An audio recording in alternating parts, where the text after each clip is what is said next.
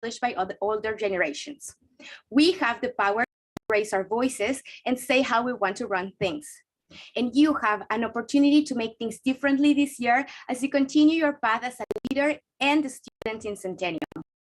I invite you to bring your perspective forward, to take part in these important conversations, and along the upcoming board, you will be able to reformulate ways in which we can feel comfortable developing and decolonizing our practices. Which side of the history do you want to be part of? I will share resources in the chat by our Centennial College Library to create your own land acknowledgements. Thank you.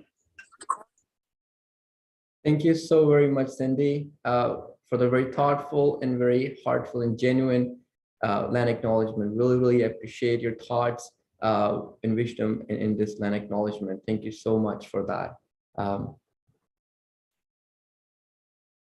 The next part, we have consent agenda. Can I first have a mover for the motion of consent agenda, please? You can just read. I have Kate. Can I have a seconder? I have Tima. So under consent agenda, we have conflict of interest. So if anyone has any conflict of interest to declare with the agenda today, please, you can raise your hand. And the second item on the consent agenda is our approval of agenda itself. So please take a look at it. And if there's anything you would like to change, edit, add, you can just raise your hand and we can discuss about it quickly. Just wait a couple more seconds. Seeing none. So this is how it's going to work. I'm going to launch a poll, which will only be for students. For board members, I'll come to you second. So first, if you all are in favor, 1 second, let me just. So it's the motion is to adopt the consent agenda, and I'm just going to launch the poll, and it's only for students. And students means if you're incoming board member, you'll be voting in this, or if you're advising council member and you're a student, you'll be voting in this. Just not the board members.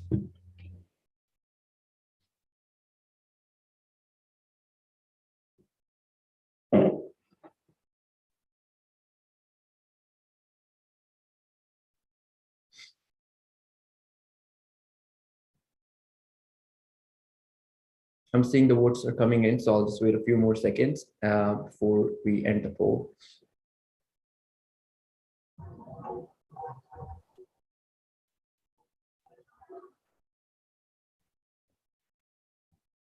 If anyone has not yet done the voting, please do that. This is to adopt the consent agenda. Alrighty, I'm just gonna end the poll and share the results, Lisa, so you can take a note. So we have 12 in favor and 3 abstaining from the consent agenda.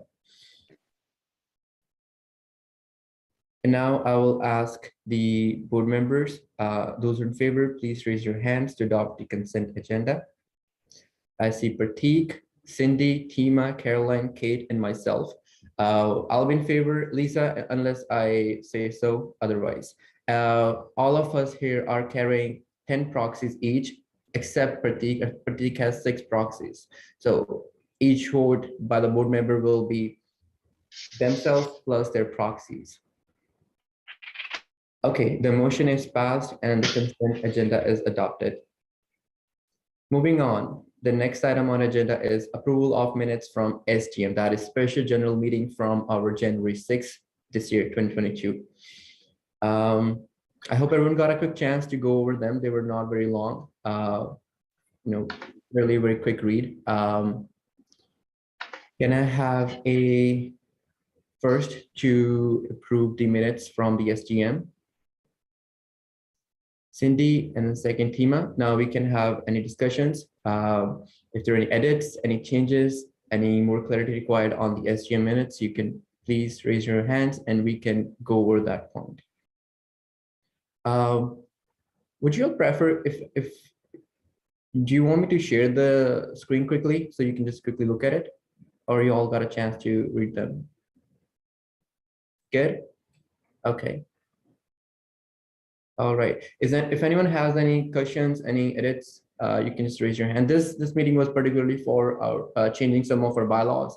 regarding elections. So it was fairly a quick meeting, and there are not a lot of read. So I hope everyone got a chance before coming to take a look at it.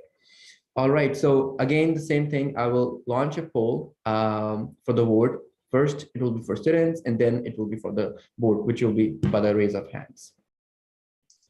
Okay, this motion is to accept and approve the minutes from STM January 6th. We launch poll.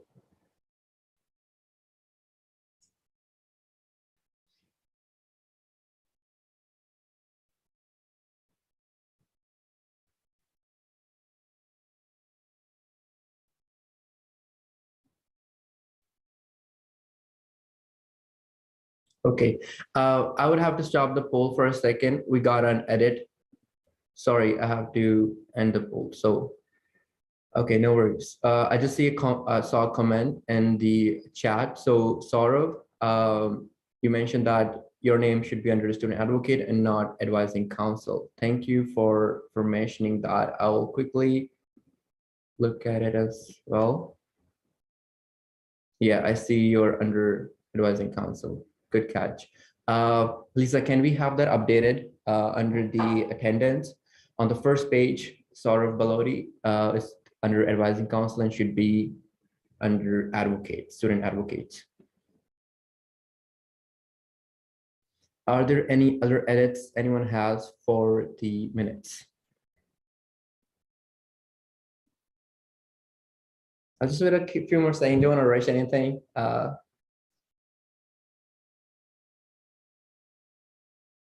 All right, I'll again relaunch the poll, and this time it will be to accept and approve the minutes with edits.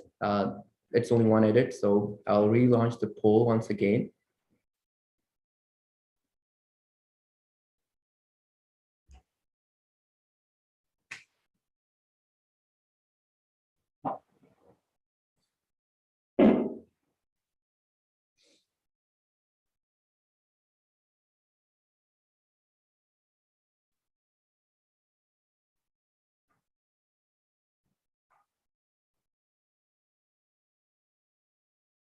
It's 10 more seconds, and then we will end the poll.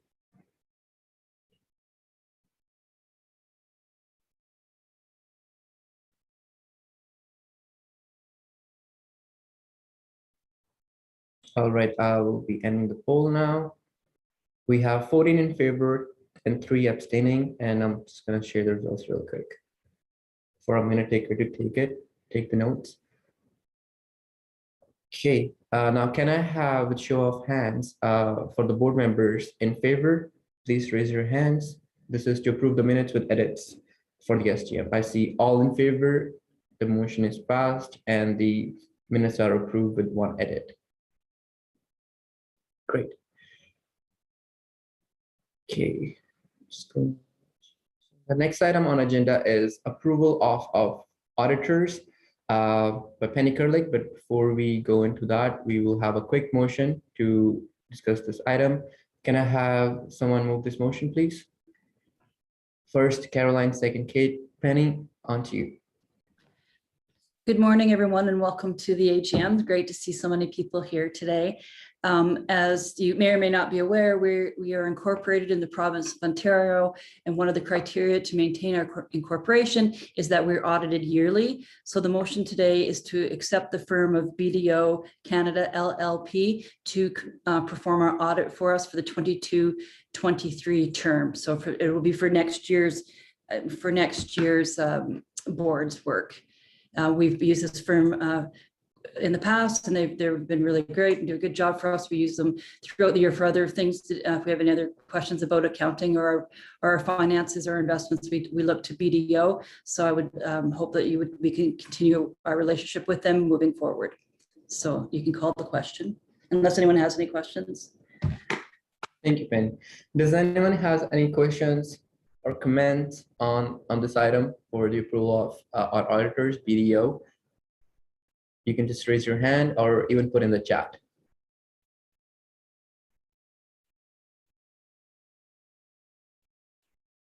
Okay.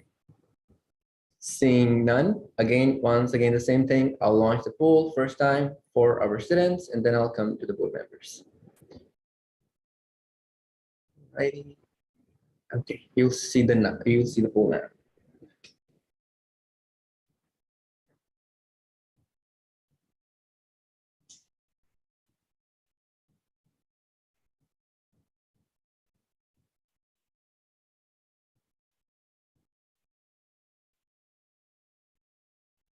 Okay, just a few more seconds, and then we will end the poll.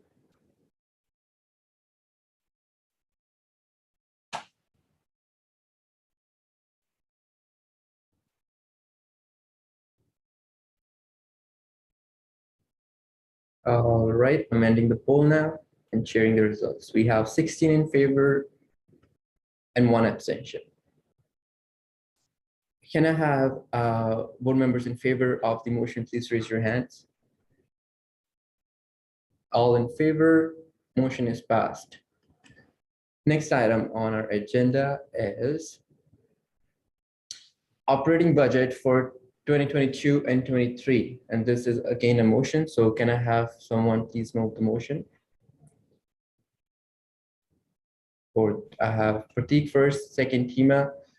Penny, again to you. Thanks, Tron. Through the chair to everyone here, I am happy to present to you the 22-23 operating budget for the Student Association. It was in the meeting documentation, so hopefully you've had a chance to look at it, but I just want to highlight a few things in the budget and then of course take any questions. We get the bulk of our revenue from you, from students, from your student activity fee, and you'll see that this year it's close to $4 million we're expecting to receive in student activity fees. We also get revenue from a facilities fee for the student center and for TTF, which is Transforming the Future. But the bulk of our revenue is from the student activity fee. And we work very hard and we're very careful with your money. We want to be transparent with you, and thus this budget is being presented today with definitions alongside each item.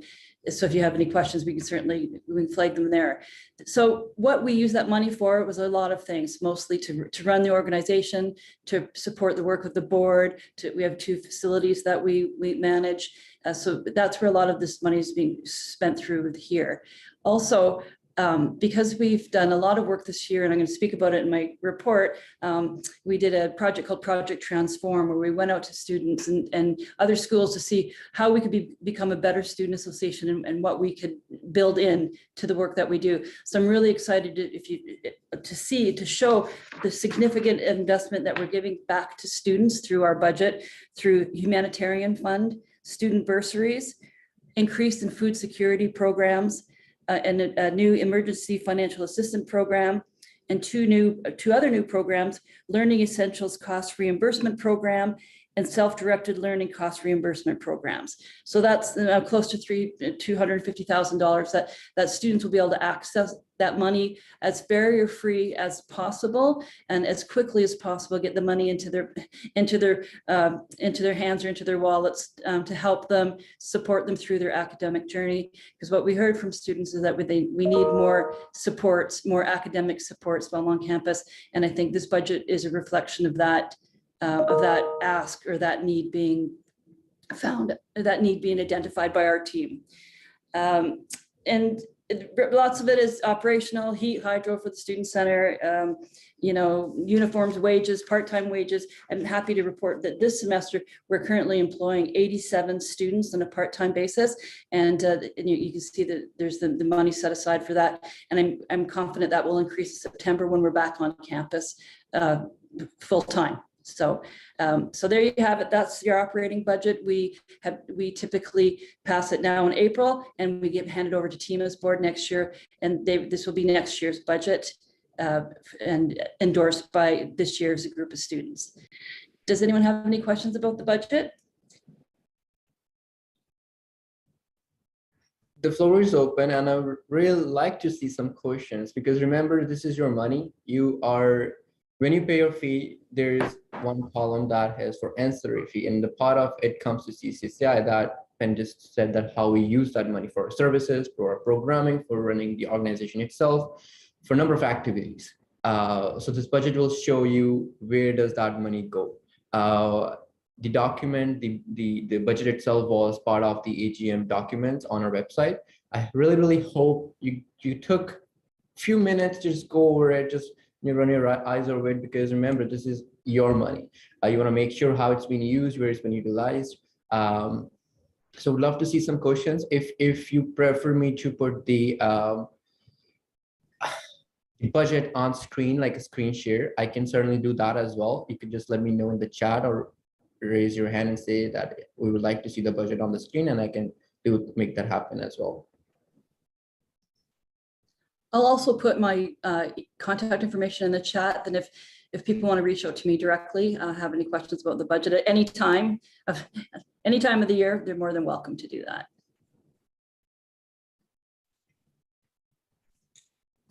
I'll wait a minute more, just if anyone is looking at the document, they can come with questions. And I'm putting the link once again that Lavi shared before, so you can go and see it here as well. And as I said earlier, if you want me to directly share here, just let me know in the chat, and I can certainly do that as well.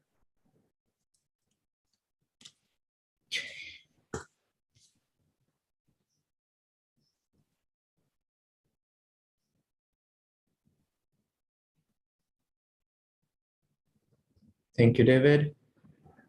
All right, any questions, any concerns, any hows, whys, anything, please feel free to ask. And if you don't understand anything, still feel free to ask, because accounting is not a major of everyone. So if you don't understand anything, please, you can just raise your hand and we can clear any of your questions, concerns, and help you there.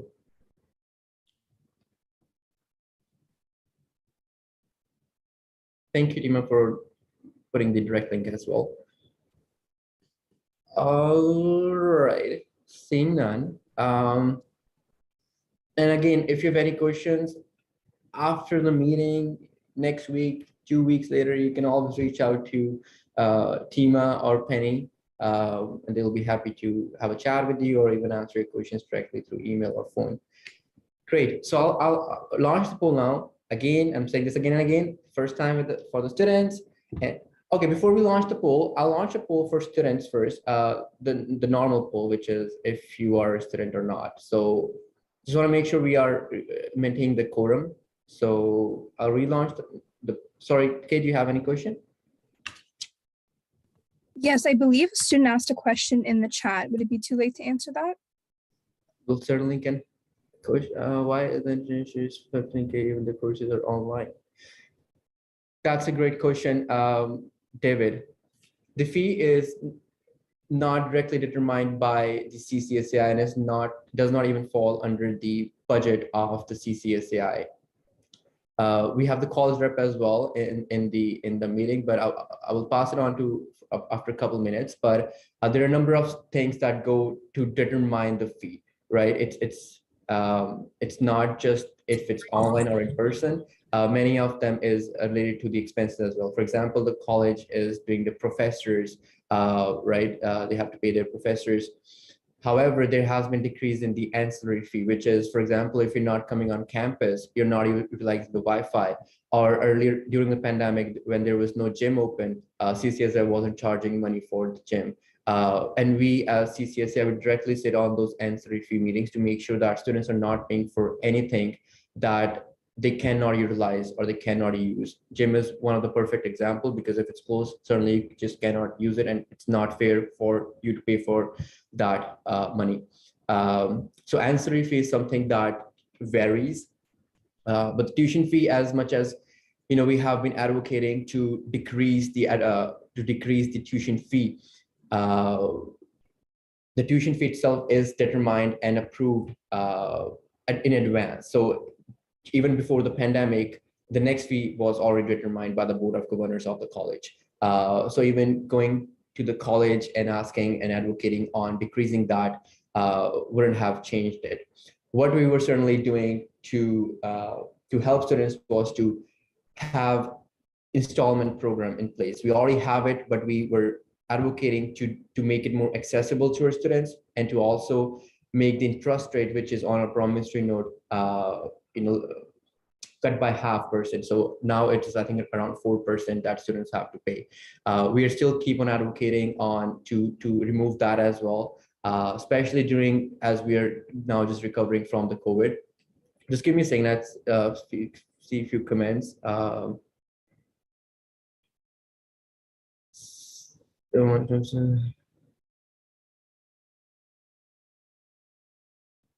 Just give me a second. I'm just reading the questions in the chat. So there's a question, want to know if CCSA has a budget allocation to support students who want an on-campus experience but aren't getting one due to construction in college, maybe somewhere in the CCSA building. So Jitin, I think your question is around the A block construction, right? The students who are in those programs whose experience have been impacted due to construction. Can you just confirm? Okay, yes. So we have been meeting with Dean Patrick Kelly on this regularly to just see how we can help the students, because this is something that came to me last fall when we reached out to college to see how we can support students. And at that time, I think there was some one-day activities. I don't even remember what it's specifically called. Tima, I think you had a recent meeting as well. Do you want to jump on this? Mm-hmm.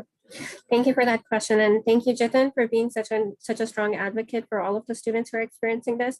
Just for everybody's little bit of context, there's a building at the Progress campus that is under construction. The students who are going to have lab classes in that building are not able to use those labs because of construction. But as other classes are starting to be offered in person, they also want to have that in-person experience to support their academic learning. We've been having conversations with the dean as well as the chair on how we can support in having those students have that in-person experience. They can have a live tutor or have a faculty who can support them. And currently there is going to be conversation between the chair, between the dean and the Experience Centennial Department and libraries to collaborate on finding rooms or finding spaces where the students can connect. We don't know yet if there's going to be devices available for them. The device inventory is being allocated for as the semester is ending, and some devices are being returned. And additionally, CCSAI has a Transform the Future fund, and I've connected them with the fund or with Brad so that he can support them in applying for that fund to get more devices for students who are not able to bring their own laptop and who are looking for those lab spaces because their own devices might not be sufficient to be doing their assignments. So thank you for bringing that up, and we are working on this. Thanks for that, Tima. And Jitin, we are aware that many students, or I shouldn't say many, but actually yes, many students do not have laptops that are they can take on those big softwares, and sometimes they just keep freezing and students not able to work and submit their assignments on time. So we hear that, and we are working on it. And sometimes I know that things take more time than we would want them to, but we won't give up. Basically, we keep on going ahead, keep on making collaborations to make sure the students' voices are heard, and not just heard, but actions are taken. Because if you're just talking and talking, and if there's no action, no solution, it's no good to you as students and to us as well. So that being said, we are providing options and solutions to the college faculty as well, college leadership, as I should say, and Tima earlier mentioned Transform the Future Fund. It is something that we pledge every semester, $100,000 to help students and the community at large. And something like this that can help students would definitely be very reasonable to have a proposal. So that being said, Tima is incoming as a president as well. So we'll keep working on this and make sure how we can help students to have the experience they were guaranteed and that they hoped to get at Centennial College. But thank you so much, Jitin, once again for bringing it up, and I will highly encourage you to keep in touch as well and keep asking for updates. I see, Tima, you have a hand up. You can feel free to. Yeah, go I'm ahead. just rereading the question from Jitin. You were asking if there is budget allocation, but maybe also asking about space within the CCSAI building. And I can refer back to Penny on what our schedule looks like for opening up the building, but this CCSAI building on Progress Campus does have lots of spaces for students to gather. And once we are open, then that would also be an option for students to come together. Thank you, Chima. All right. I will. So any questions that will fall directly out of the scope of the motions or the item, we will take that in the other business. We have a special item on our agenda, which is other business or action item follow-up. So if you have any general question that are not directly related to the motion or the item itself, please hold on to that. And we will have a complete Q&A at the end of our formal items that are on the agenda. Once again, so I will launch the poll for the approving of our budget for 2022-23. And first, I'll do that for. Sorry, I just heard someone. Is there a question? Okay. I will just relaunch the poll, and this is for our students.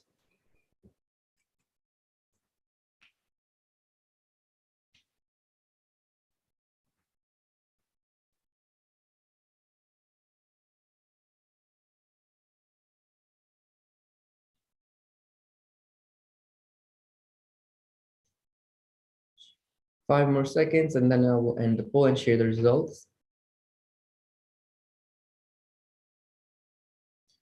Alrighty, I'm ending the poll now and sharing results. We have 17 votes and 17 in favor. Now I'll ask the board members in favor, please raise your hands for approving the budget for 2022-23. We have all in favor and motion is passed and the budget is approved. Thank you very much, Penny.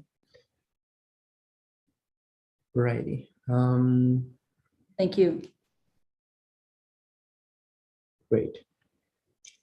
Moving on to the next item, that is president report by myself. So just give me a quick second. And I want this to be really engaging. So if you have any questions, please keep on noting it down. And at the end, I will take all the questions, concerns, clarifications, feedback, suggestions, all you have in one go. So for those who may not know me, my name is Taranjit Singh, and I'm the president of CCSAI. And actually, this is my second term as the president and fourth year on the board of directors. As the president, my job is to enable the organization to strategically align itself with the students' need and be the most efficient version.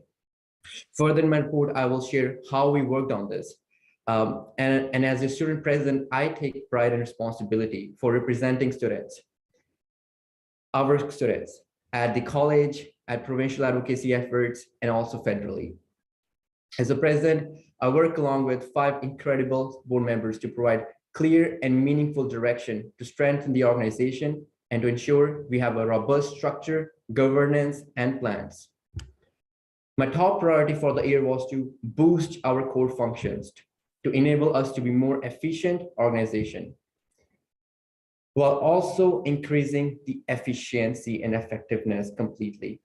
We did this by launching the project Transform, the name that our executive director gave to this project, because it's completely transformative. The project is focused on 5 key areas: offerings, engagement, governance, technology, and human resource. And all of these with 3 lenses in mind: equity, diversity, inclusion, individualization, and data-driven. We had expert consultations and data collected from our students through surveys, focus groups to help us make informed decisions. And it wasn't just a financial investment, but it also required a considerable commitment from our staff, as it was a lot of efforts and ambitious amount of work in a short timeline. It was heavy lifting with all the crucial decisions involved to be made, but with the help of our incredible board of directors, we had many discussions and made decisions.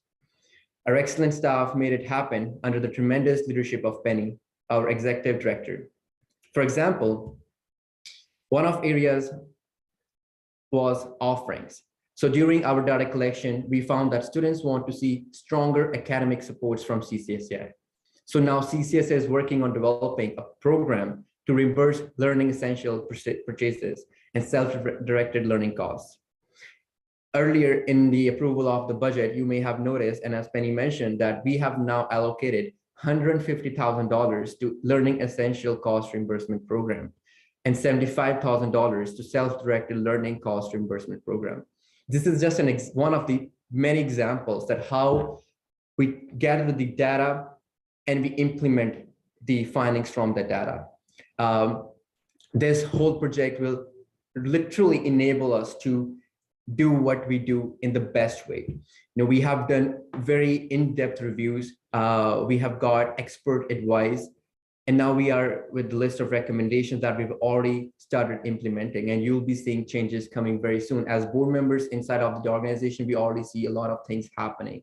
And I can say that this is really transformative for our organization and will certainly help for years to come, and has already started putting us as a lead in student associations across the province.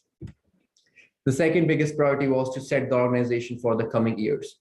For that, we built a 3-year strategic plan. Again, we made decisions based on the data collected, the expertise of our staff, and the experience of the board of directors. The strategic plan enables the organization to have a clear direction to keep working and moving forward, while also providing enough flexibility to add new initiatives every year from student leaders, that is the board of directors of the organization. You will find the strategic plan coming live on our website very soon. We are developing a whole file, the strategic plan that it will be available on our website as well. So as a student, as a member of the organization, you all are members, by the way, because you pay fee, you are our members of CCS. So we will have access to the strategic plan, and you will be able to see very soon on our website as well. So while as president, I've been working along with our executive director and our incredible board of directors on inside the organization, how to be more stronger and more robust as an organization. I've also been working on some of the key initiatives and advocacy efforts, and I'll highlight some of them. First one will be student health plan. So, you know, this is, as I said, this is my 4th year on board of directors, and you know, as a student as well, and all these years, we've been hearing that how, especially international students, find that their health plan is not as great as they would like to be. You know, most of things are accidental. So if you just want to go to a dentist and have a regular checkup, you can do that. You can do that, but you have to pay from your pocket, basically. So unless you fall and break it, you can't go to dentist and it's covered. So that's not a great thing, because as international students, you're already paying, you know, a very high amount of fee. You're far from your family. You want something, you know, that is reliable, and then you can always use, you know, a health plan that covers your essentials and your needs as well. So, and this is something I started 2 years ago, my first term as a president, and we brought together CALT, international department, and CCS was the one that initiated everything. So we did a whole research of all the different health plans in the province, all the schools, what they provide, for how much they provide, what do they cover, what do they not cover, and we collected all this data. And while we were doing this, even though we started with the intention of revising the international student health plan, but we also collect data for domestic student health plan to see where are the gaps and if there are places we can improve.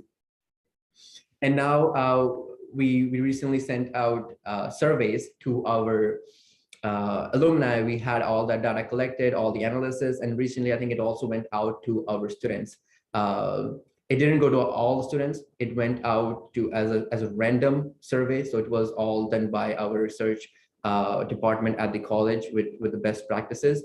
And after we have all the data and analysis done, we will be moving on to next steps, possibly for an RFP. This is just one example on how we hear student concerns, and we are making efforts to make sure that things are getting better.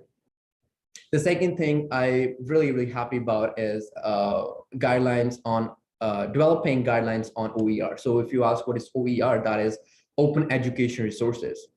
As a student, you literally pay hundreds of dollars every semester for your textbook, and not even your textbook, literally for a code to do your assessments and assignments. And I don't like that.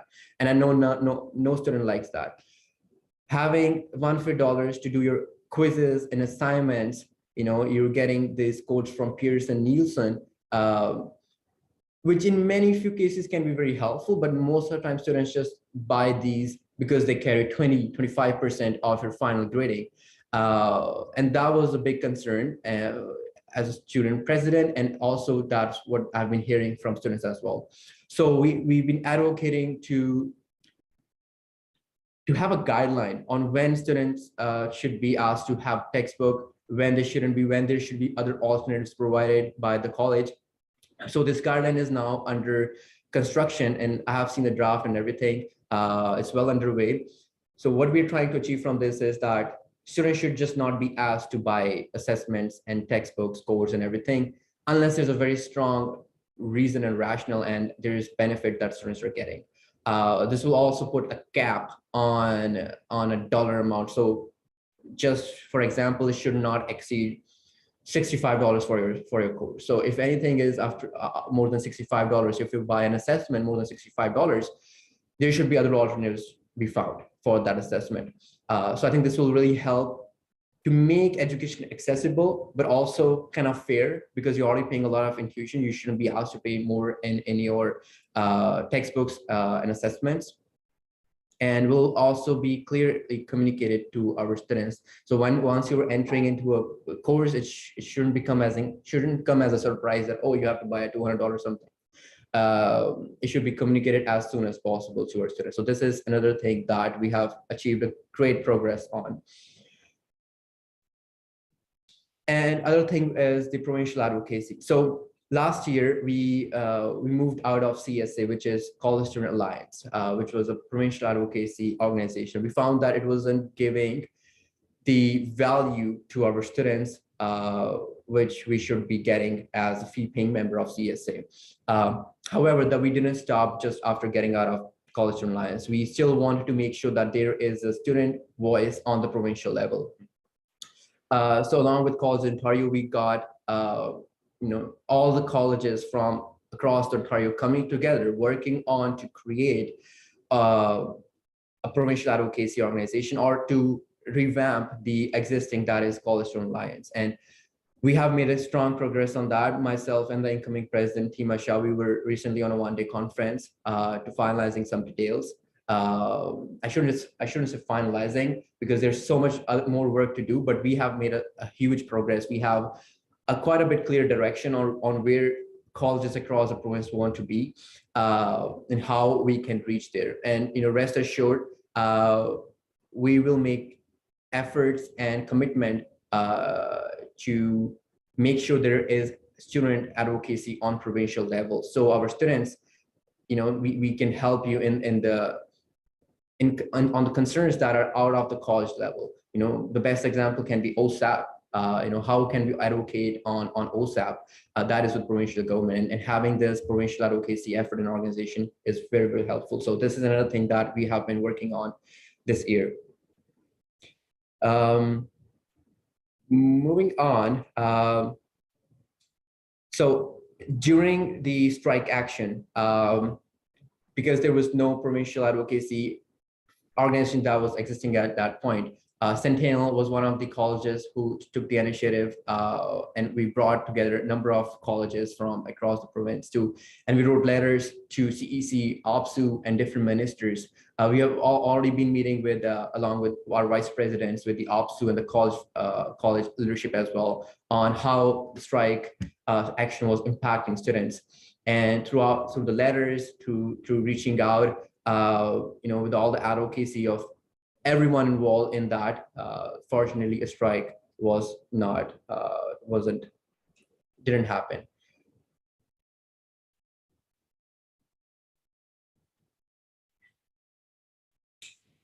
And there are other many examples as well, which we have been working out throughout the year, and pretty sure will be covered throughout our different reports from Vice President, Executive Director. How hundreds of students have been using our food bank, which we really take pride in to have that service, and we are really hoping and working on to expand that to other campuses as well. There have been many different advocacy efforts and solutions that were taken place from our different campuses through different vice presidents that will also be shared in their coming reports. At the end, I just want to say that it has been a pleasure representing the students of Centennial College, and I'm really thankful for this opportunity.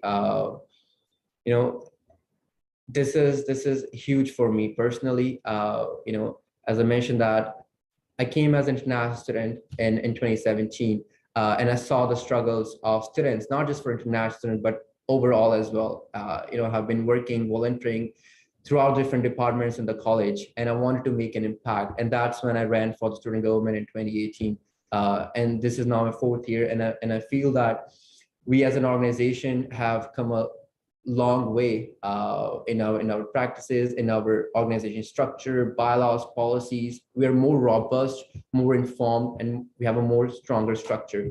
And I thank everyone, especially the students, for putting that trust in us and in me as your president, to the board of directors and our executive director for working so collaboratively, and to the college as well, who has been here to listen to us, to take the recommendations, feedback, and work along with us to make a difference and make things better for our students. So once again, thank you very much. And I would love to have questions, and I'll feel bad if there are no questions, because I really want to ask questions, hard questions. Ask me hows, ask me whys, ask me what's, ask me anything. I really want you to ask me questions. This is a big deal for you as students. You want to know what has been happening throughout the year. And one thing I take that I could have done better is better communication with students. And I think I don't blame COVID for that, but I somehow feel that could have been better if it was in person. In last summer I was doing President's broadcast, where we used to come live on Instagram. Probably some of you may have seen me there as well. But that's the only one thing that I think could have got better. But sometimes it's just so busy with doing all the work that we forget that to communicate our wins, that, hey student, this is what we have achieved for you, and it's just keep going in the background. So I would really be thankful for you to ask me questions. So the floor is open, and you can put in chat, you can raise your hand. Anyway, I'll be happy to answer your questions. I just have my coconut water now.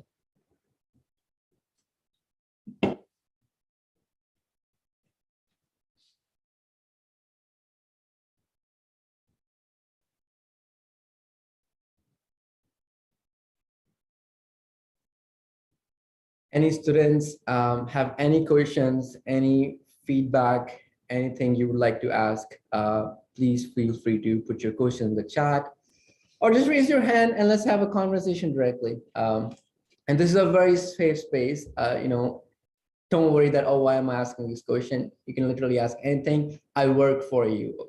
You are above me. Students are above me. So I'm a servant leader, so I'm working for you. So you have all the authority to ask me literally any question. So please feel free to ask questions.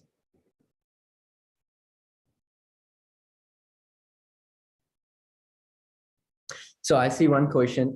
Thank you, Jitin, once again. I would like to know if there is a documented escalation metrics. Oh, sorry, it just moved up. I would like to know if there is a documented escalation metrics for students reach out to the department. We have been advised to reach out to our success advisors, but what about beyond that? There are cases where I have been sought of ghosted by advisors. You know what? I just forgot to mention about this one. So throughout this pandemic and before that as well, one thing that we have been hearing a lot from our students is concerns on not hearing back.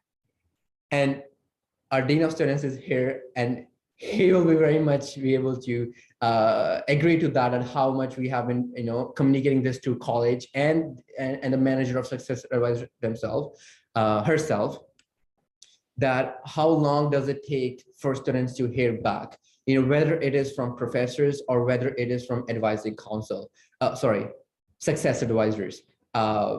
And we have been giving ideas and feedback and suggestions. And, last year recently, we have now our advocates that sit in the advising council meetings to share their suggestions, feedback, and also the concerns that they're getting from students. So what happens most of the time is, even when I was a student, any question that we have, one of the person that we are always connected with, or we trust, or we already are aware of, is our success advisor. So we directly reach out to them. But there are many places that they're not the expertise, and they're not the ones who can help. So I think that is, first of all, have to made very clear that when we cannot reach out to success advisors. So the best example is if there's things academic related, you have to change your course, drop some courses, change your timetable, reach out to success advisors. But if there are other queries, for registration, for admission, for finances, there are specific departments in the college that you can reach out to. And we as student leaders, we are currently helping to fill that gap, because I say a gap because there is clearly a gap that we have been communicating to the college itself, that how the college can improve the communication, especially the timeline, the turnaround of the communication, and as when can students expect to hear from the college administration. And I know the college is hiring specialized people in the communication to kind of revamp the whole communication structure in the college on how it can be more efficient. But in the meantime, if you have already been reaching out to success advisors, you have already reached out to your chairs, deans, and you're not just hearing from anyone, you can reach out to CCSAI. You can connect with your vice president or even your president, and we assure you that we will take it forward. But while we're doing that, we will still continue to make sure that gap that exists is filled, because in the long run, it's not feasible and not also a great way of escalating the things through CCSA. We want to already build structure, and I'm very sure the college is already working on that structure itself around communication. So thank you very much, Chetan, for raising that. And yes, we are working on it, and the college is itself going through a whole transformation, a 3-year and 7-year transformation, and communication is a part of it. And we are part of the whole, the committees and the meetings. So we keep on sharing our feedback and suggestions to the college leadership as well. No, but strike it. So it's a comment. I'll just read it out for everyone. So not a question, but just adding on to your comment about the strike. It made a lot of students so stressed. Yeah, about a potential strike, and them announcing at the last minute that wasn't strike happening. I didn't sleep the whole night because I was waiting for the announcement to come in, and that they were in the discussions, the CEC and OPSU, for more than 12 hours. Can you believe that? In a room for 12 hours discussing about everything. I don't know what kind of conversations were going in there, but I'm happy that they went and the strike didn't happen. And we are very much aware, Marianne, that how stressful it became for students, literally not being able to see your grades and have to email every professor to get grades for every assignment. It's just not feasible. And definitely was stressing many students out. And with the fear of having a full strike, I was a student in 2017. We had a 1-month strike, 5-week strike, I guess, and we were not studying. So I really feel that fear because I really went through the strike itself. So we were, we did advocate. We made collaborations. We sent letters. Very actually strong worded letters to make sure that our students do not suffer, and we were alongside working with the college as well, that if something happens, that how we will be supporting our students. So thankfully, none of that happened, and we are in a good place now. But thank you for your comments, Marianne. I see another by Umit. So first of all, thank you. Thing options I have. Okay. Sorry. When another comment comes, the other one just goes up. So let me do that again. So I was using a laptop loan from college under device loan program. Now with the reopening, they say we should give back the laptops. I cannot understand the purpose of this decision because the device support has any connection with the reopening. As a user of the program, we still do not have laptops even we go to the campus. Good point. Can we advocate for this issue? What should I do? Thank you for your support. First of all, thank you so much for raising that. I'm not very much aware of this, but David, I'm sorry, I'm putting you on the spot here, but I'm pretty sure you may be aware of the program and the change and the concern that the student just raised now. Yes, thank you, Taran, and great responses to all the questions. I'll also post a link, to add to your response to Jitin around the escalation matrix. There is a contact list, like if you are having concerns about response times, advisors are working flat out, but as Taran really explained, that if issues are complex, sometimes there might be delays. I'll post a link where you can find that matrix. Now, regarding the device loan, thank you for that. I actually just texted my colleague who knows more about this, hoping to get a response now. But we do need to refresh these devices. They don't have a long lifespan. So that's partly the reason for returning them at this point. And the college is talking about figuring out the best way, because we know there is a need to continue such a program. But I don't have the actual decision, but hopefully I have it by the end of this meeting. If not, I will follow up with the CCSAI so that they're aware of the decision. But thanks for raising the concern. I just don't have the official response right now. Okay. Thank you, David, for that. So Umit, how about you can just, you know what, I'll put in my email here, or team, if you can put your email, I think that'll be better. And just send a quick note that, hey, it's Umit, I asked a question, and we will get back to you. And if anyone has a same question, they can also reach out as well, and we will reach, because we want to make sure that the response is completely accurate and up to date. So we will provide that after some time. So I see a question from Megan. Is there a place for students to find out the full expectations of faculty, so we as students have a way to understand their requirements or what they're allowed to do within a given time? This will assist with transparency, understanding of my rights as students, and if an escalation is required. So what I'm understanding, Megan, is, are you asking throughout the course when they should be doing what? Like, can you just maybe elaborate the question a little bit or rephrase that maybe? So I just want to have a better understanding of it. Or even if you want to unmute yourself and just say it, that'll be great as well.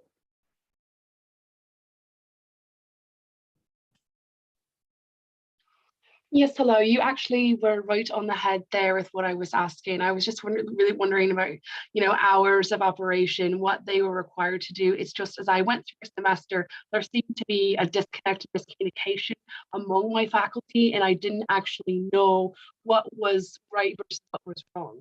Is it, you get back within 48 hours, but then you don't hear back for a week, or and then it was mentioned, the amount of students. And so I just didn't know my position as a student, like if there is a black and white, just kind of list of this is what is required from my faculty. So I have an understanding if I do in fact need to take that away.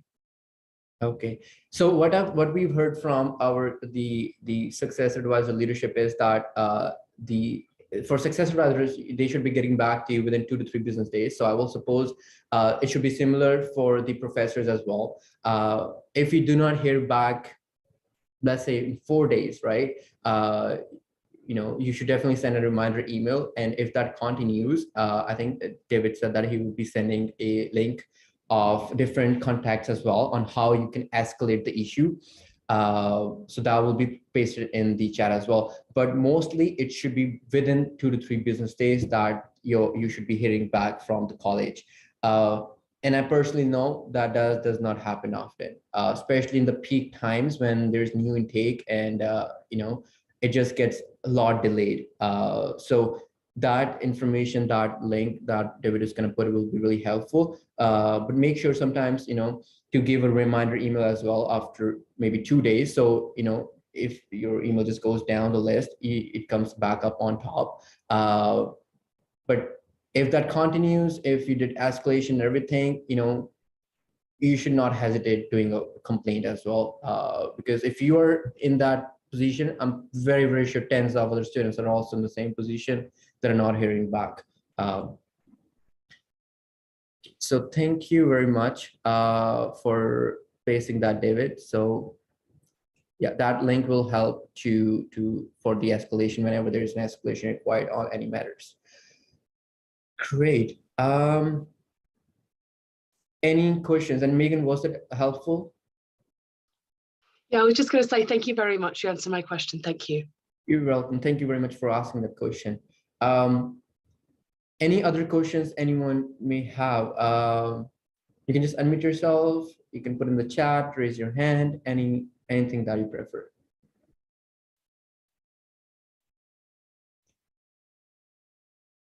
We'll just wait a few more seconds and then we'll move to the next item. Okay, and even if you have any questions after this meeting, you can definitely reach out to me. And by the way, this is my last week as a president. So last week of 2 years of presidency.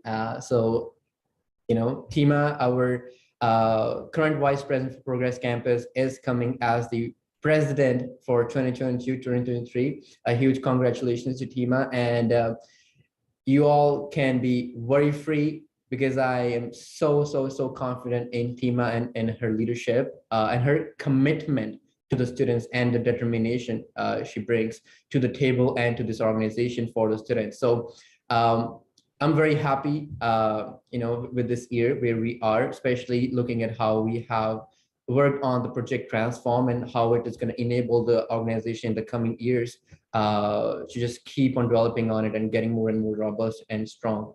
So once again, thank you so much for giving me this opportunity to serve the students of Centennial College. It has been a pleasure for the last 4 years, and lots of love, appreciation, and respect to our students, to this organization. And for next year, all the very best to Tima.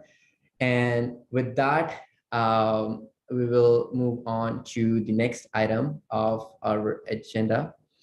Before we move on to the next part of the agenda, I just got a note in the direct. So I'll do a quick poll to just make sure we are still at the quorum for our meeting. So if you're a student, please do the poll and click on yes, I'm a student.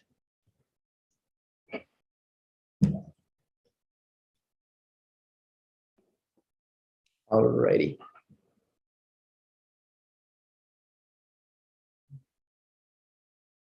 Few more seconds, but we look good.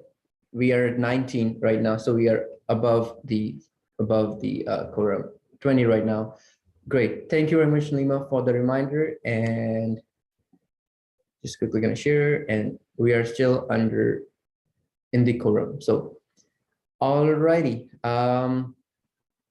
The next item on the agenda is Vice President report. So first, I have Caroline, who is Vice President from the Donsui campus, or also known as the Bombardier Center.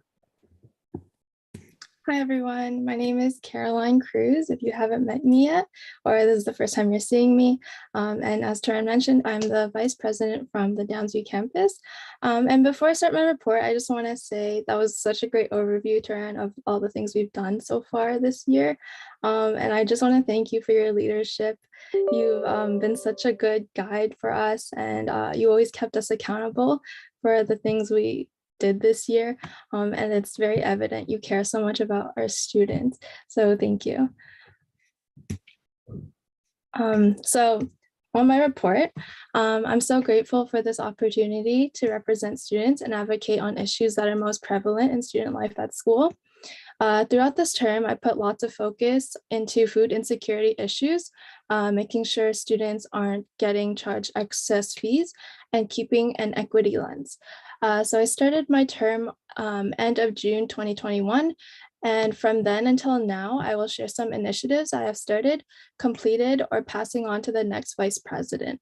I also want to preface that as a vice president, I represent all students from all campuses, but because I am at the Downsview campus often, I had lots of issues come up from students from this campus. So this year has been a tough one, constantly readjusting to going from online to hybrid to in-person exams. So I wanted to lessen the stress on students by advocating to waive the locker fees.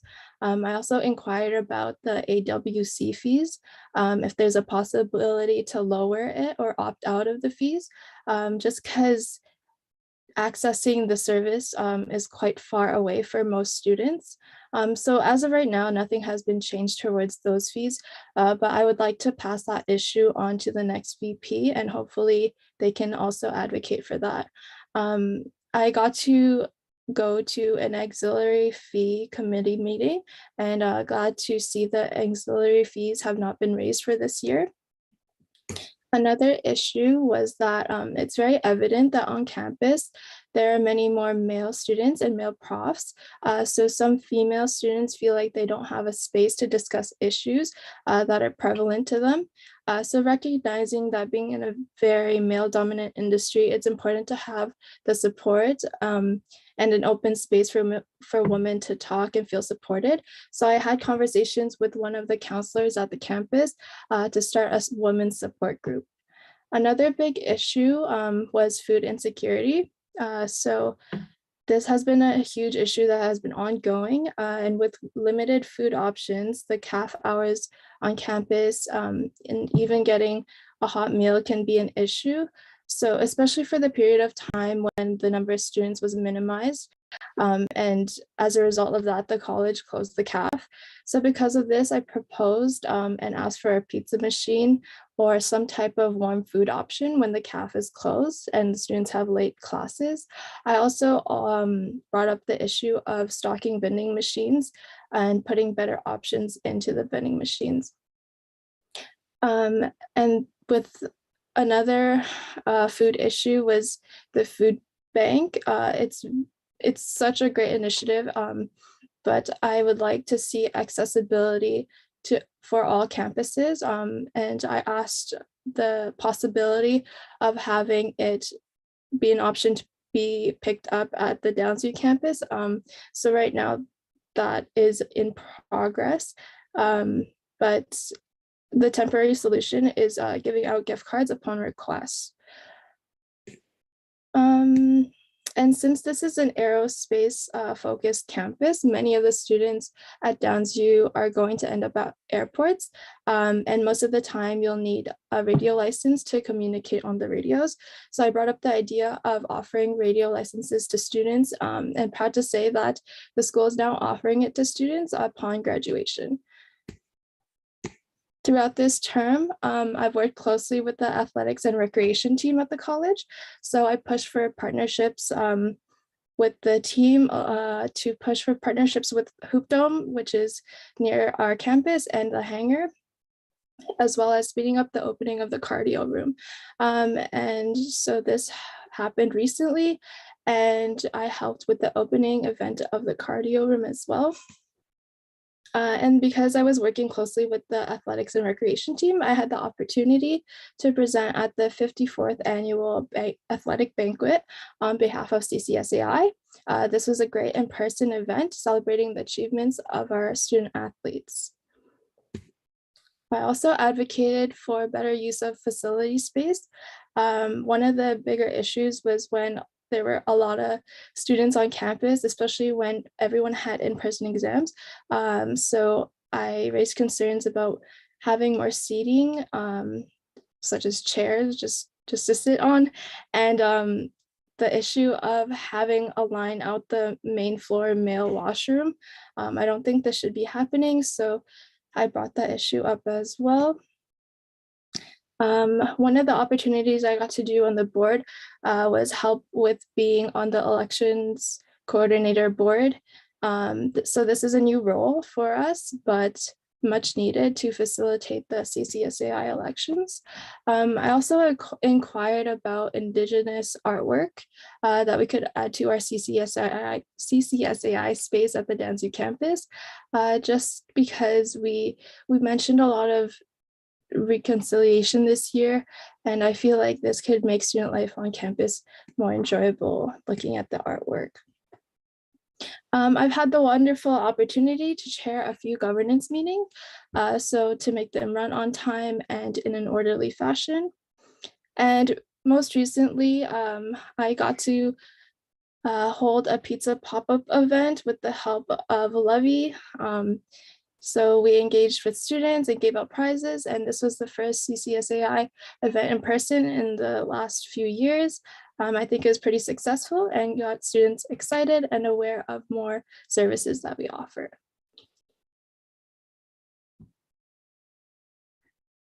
So yeah, thank you. Thank you very much, Caroline. And I can very confidently say that Caroline has been representing the students very, very well. Raised so many times, especially about the food insecurity. That is something a very, very basic necessity.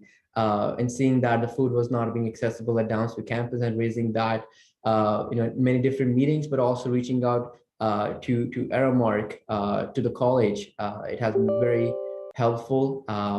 And working on to make sure that there's support available for women students, female students on campus on a very male-dominant campus is very much appreciated.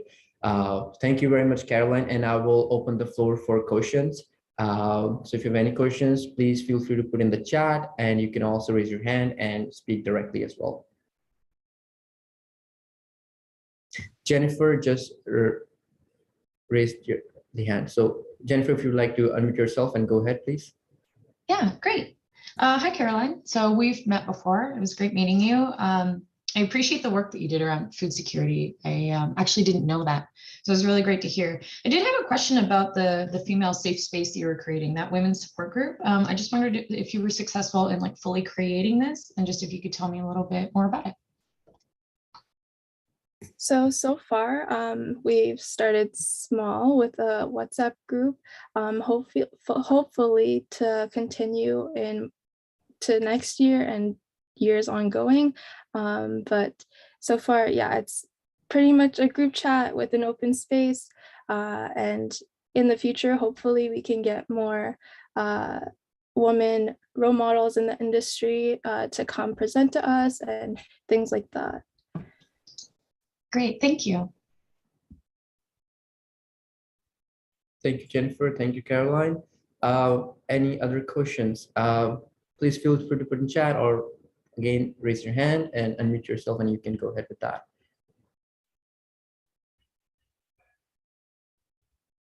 All right, seeing none. Once again, thank you so much, Caroline, for your service to the students and this organization throughout the year. Thank you very much. Really, really appreciate that. Moving on, we will, sorry, did you just unmute yourself, Caroline? You want to say something? No, I just said thank you. Okay. Moving on, we have Cindy Zip from the Story Arts Center. Thank you so much, Taranjit. Thank you so much, Caroline. Thank you for pointing out that even though we are the vice presidents from a specific campus, we also work for the student body at large, because you are our owners and we are accountable to you. So yes. Hello, dear Centennial students. My name is Cindy Zib, and I am the vice president from Story Arts Center. I want to use this opportunity to talk about the work I have developed throughout the year. I was part of our governance, full board, and committee meetings, as well as focus groups, and had the chance to attend a couple of college council meetings. In all of them, I represented your voice, sharing the comments and concerns that were brought my way or that I learned about when reaching out to you. As you were able to learn in the President's report, I was also part of the general activities at CCSAI, developing important work in our strategic plan and governance by making sure we created inclusive policies, bylaws, programs, and services. I also chaired one of our meetings, which was an exciting experience. I'm also honored to have participated in the amazing transformation CCSAI is bringing forward this year. Super exciting that the next board of directors is going to be fulfilling this dream of us making it come true. With our transformation, we developed a transition model that took place last week in the new board of directors, with the new board of directors called Day One. I had the chance to compile the knowledge passed on by my fellow vice presidents in this board and developed a detailed transition document that will serve as legacy passed on to future boards. I also facilitated a talk on the document and general information about CCSAI to our new board members. Thank you so much for having me. Advocacy. One of my main goals when I entered CCSAI was to help the student population grow into a stronger and more resilient community. I advocated for the decolonization of our practices, which was difficult to do at first, but with the strength and inspiration of my board colleagues, I was able to step up to what I am passionate about and started to bring forward why it is important to start decolonizing our institution. This takes me to my commitment to indigenization. Throughout the term, I've had many ideas on how to embrace indigenization in our board of directors, like advocating to find an indigenized way to develop our meetings and getting rid of the very colonial system, Robert's Rules of Orders, or my initiative to develop an outside of the box land acknowledgement read in one of our board meetings. With this, I was invited by Sean Kinsella, director of the 8 Fire, to include this land acknowledgement in a faculty toolkit that's being built across Canadian institutions around resilience, where there is a piece about land acknowledgement and that will hopefully help faculty across Canada to develop their own as well. My writing will be used as an example on how to take an institutional land acknowledgement and personalize it to make it a living experience versus reading of empty words from a page. I have also inspired other board members to step up and create their own land acknowledgements, and I want to invite you to do the same if ever gotten the chance. It is important to rely on more Indigenous practices and develop Indigenous spaces for our student community. I have advocated to have Indigenous areas available at all campuses where students can feel safe, welcome, and learn about these beautiful cultures. I have also advocated to bring more Indigenous voices and perspectives to our CCSAI events. None of these have been able to be accomplished so far, so I hope this is also of interest of the incoming board and we keep the conversations going. For Truth and Reconciliation Day, I sent a message through our social media along with other board members where we disclosed an Indigenous scholarship for students that was fully funded by CCSAI, and I really appreciate the idea brought forward by Kate Nixon for this. I also loved attending events led by the director of the 8 Fire to learn more about truth and reconciliation and Indigenous perspectives. I have also advocated and asked our institution to include Black, Indigenous, and Indigenous representatives in our corporate model. And thanks to my constant repetition and engagement on this topic, as well as the advocacy of the other board members, we accomplished to include an Indigenous advisor in CCSAI to help us indigenize our practices. Great win. I also participated in a focus group led by the Anti-Black Racism Task Force, and I want to take an opportunity to celebrate the important work that this task force has developed. Thanks to them, we will have a Black student advisory group at the college and more equity-based opportunities for Black students. Congrats for the accomplishment, and thank you for including us in these conversations. Our incoming students for fall 2021 had difficulties with immigration and getting their visas approved, so they created a digital campaign to ask for an extended deadline for registration and deferral, and I assisted them in representing their voices, bringing evidence forward directly to the president of Centennial, which made the college take faster action towards this issue.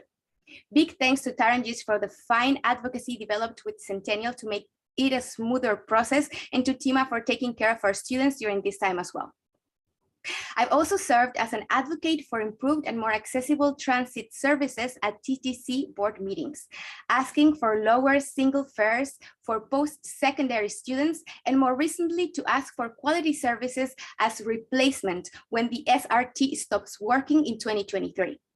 I also attended a few sessions of the Advocacy Summit by the College Student Alliance, and it was incredible to discuss and reflect on issues that concern our advocacy work in CCSAI and other colleges. There are current conversations on how we can unite forces as colleges to have a stronger voice in the province in favor of the students. More of this to come with our incoming board. Decentralization. As a student coming from a small campus, and more specifically a satellite campus, it was difficult for me to access and learn about the events, services, and opportunities offered at CCSAI. I've had lots of luck having people recommend me opportunities. I've had lots of luck having people recommend opportunities to me, and that's the only reason I can speak to you here today. But because I can understand the difficulty students for smaller and less represented campuses face, I have advocated for decentralization since day one. Thanks to the comments I brought forward during our meetings, and as one of my presidential campaign proposals, our CCSAI Project Transform will include a decentralized lens in all our practices and offers. Decentralization will start with the expansion of our food bank to make it more accessible and closer to you. Offering food security should be one of our main concerns to support students. I know firsthand how much relief a food bank can provide when we're newcomers, and I want to offer this opportunity to as many students as we can. We need to understand that we are one community and we are all important, and all the opportunities need to be accessible for everyone, for international students as well as domestic students. With this, I've also spoken about the importance of having different diets included in cafeteria services. Now, our food services led by Aramark has committed to offer affordable, omnivorous, vegan, vegetarian, and halal options, as well as foods from across the globe in our campuses. In Story Arts Center, I also advocated to have the vending machines filled with food and beverages to support students during after hours. And I urge you to keep us accountable for this practice. Elections.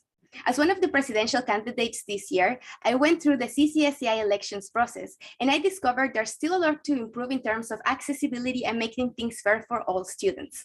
Not one size fits all, since program and schedules make it easier or harder for students to go through the process. Decentralization and awareness will also take a strong role in order to facilitate other campuses represented in presidential positions. I also advocated to have the process be less haunting by providing a team that supports our board candidates and the necessary training to understand the process earlier in the year. Having training on what to do or what not to do will provide confidence to candidates, especially international students that may have not had the chance to experience student government before, and leverage when encountering situations where they would be taken advantage of or made vulnerable by others due to their lack of understanding of the process. Providing support and safety is imperative, as some students go through the process alone. We need to commit to make our candidates stronger, confident, and protected, so it is a level playing field. Student engagement and events. I developed a series of various videos to promote services, programs, and events at CCSAI for our Instagram account, and launched the pilot of a CCSAI Instagram takeover with the Story Arts Center account for wider reach. I kept close contact with our Centennial student community and assisted them even after hours and weekends through WhatsApp, Instagram, and Discord to help alleviate stress, assist them with processes, and listen to their concerns, like going through the strike period and passing all this information along to support our advocacy work. I participated in the Queering Community Social Club, as well as the Theater Club, and engaged in conversations with different club leaders, our advising council, and advocates to learn about the needs of their close communities. Class and campus visits were also part of my practice. Two of the things that were brought into CCSAI in terms of engagement as influence of my work as founding president of the Centennial Theater Club before entering the board of directors were the usage of the platforms Discord and GatherTown. Theater Club was the very first to implement Discord, and now all the other clubs are also being invited to use it due to its amazing possibilities. Also, the Theater Club was the very first to create a real digital version of the theater headquarters at Daniel Spectrum on GatherTown. This was created by an alumni member of the Theater Club that was later hired by CCSAI to create the Centennial headquarters we all used in GatherTown during orientation and welcome weeks. What a great tool to use during a pandemic. I also assisted students with their work from the broadcasting, lifestyle media, theater arts, journalism, events management, film, and game development programs. Thank you so much for inviting me and for having me as part of your projects. I love attending events. It's a great way to interact with students and experience services we offer firsthand. I got to meet many of you at the many events developed at CCSAI. I also participated as a volunteer at the planting of native tree species at the Story Arts Center front garden, and worked as host for events like Islamic History Month, Centennials Got Talent, and International Education Week. I created networks of students in group chats and promoted the idea of support and collaboration among them. Academic. I was able to accomplish extended library hours at all campuses for students to help with their studying during COVID times. I also spoke about keeping ancillary fees and tuition fees fair during COVID and took this topic directly to our college president. I took advantage of the meeting with our college president and also spoke to him about the importance of developing stronger support for international students as we represent one of the most vulnerable communities in Toronto. Sustainability. I am currently working with Samantha Corway, the manager of sustainability, to create a series of workshops and talks to help create awareness in students around sustainability and learn about the importance of repurposing materials. The project was going to start today, but it will be postponing to have more time for promotion, so please keep an eye for these events that are coming up in the next weeks. Advocating for queer folks. I have been working with the president of the Queer Community Social Club to understand the needs of this community and better represent them. Thanks to this relationship and through my interactions with queer folks at the college, I have learned there are some things that are important to address college-wide. Number one, offering more accessible forms and applications where queer students can write their own pronouns. Number two, the first name change form that can potentially help students use their preferred name at the college while not having it affect their public transcripts if they so desire, for security and comfort with their families. Conversations have arisen with the student experience office about it, and they have assured that they are working on a solution. And finally, I've asked about what should a trans student do when wanting to access hormone replacement therapy, top surgery, etc. The Dean of Students advised that CALCS has a system where they assess and provide further support for students if they are interested in any of these procedures. We have asked CALCS directly, and they should be getting back with information soon. The objective is to make this information accessible for students somewhere on the Centennial website, since it can be intimidating to reach out and ask sometimes. I urge the new board to keep an eye on these matters and keep close relationships with the incoming Queer Community Social Club president to keep the momentum going. Being a Centennial student has transformed my life for the better, and I really wanted to do what was within my reach to help other students have a positive life-changing experience, just like mine or even better. It is difficult to accomplish so many things in one term, so there are still items I have mentioned that are in the advocacy stage. If the incoming board of directors is interested in continuing with these ideas or values, I want to prompt you to do so. I never imagined to be part of this board of directors when I first came to Canada in the fall of 2019. And this has been incredibly exciting for me, and I'm grateful to have had this rewarding opportunity to serve our college community throughout a whole term and meet the incredibly inspiring leaders that work at the board and that want to create positive impact in this world. I am blessed to have been part of this amazing team. Thank you so much. For our leaders in the college, for our students, and for our staff, it is and it will always be my pleasure. Thank you so much. Thank you so much for that very comprehensive report, Cindy, and sharing all that you have been doing and involved in throughout the year, and how you're impacting the students, not just at Story Arts, but throughout the college itself. Thank you so much. And also the provincially on the TDC single fare reduction that you have been advocating on. Just wonderful, wonderful. I'll open the floor for a few minutes for Q&A. If anyone has any questions on the report or to Cindy, you can please raise your hand or even put in the chat.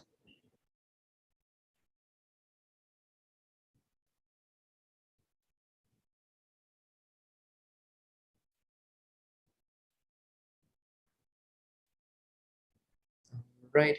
I think the report was very comprehensive and to the point. Thank you so much, Cindy. And also, you just mentioned that people can reach out to you on different ways as well. So that's amazing. I see a lot of comments. It's amazing, Cindy. Great work. Thank you so much. Thank you. So moving on, we have next Kate Nixon from Ashtonby campus for the report. Kate, I'll pass it on to you.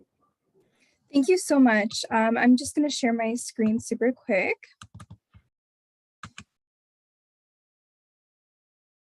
Can everyone see that okay? Yes?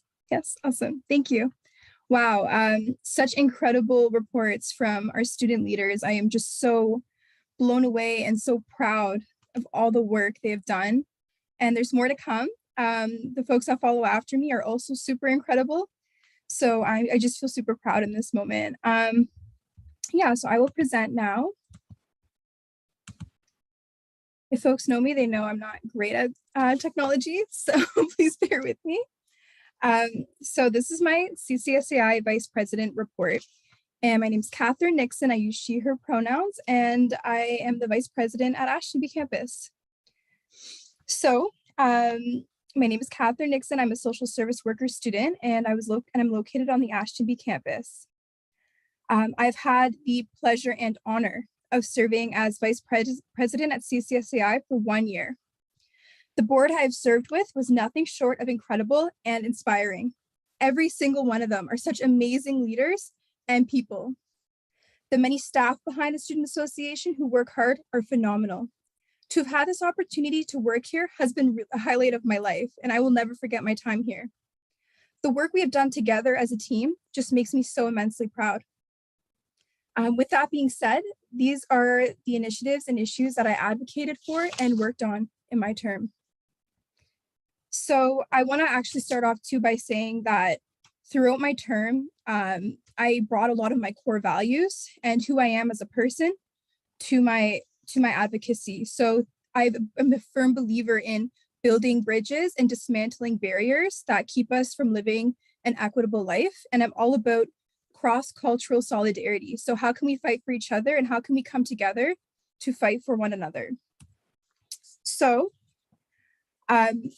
with this food program, for folks who know me, I also do food programming in my local community. So this issue was super important to me.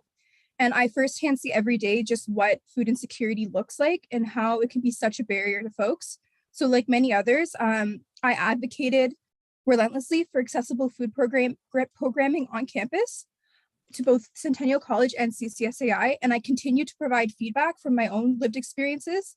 And, and I just continued to provide feedback throughout the process. Struggles of marginalized communities on campus.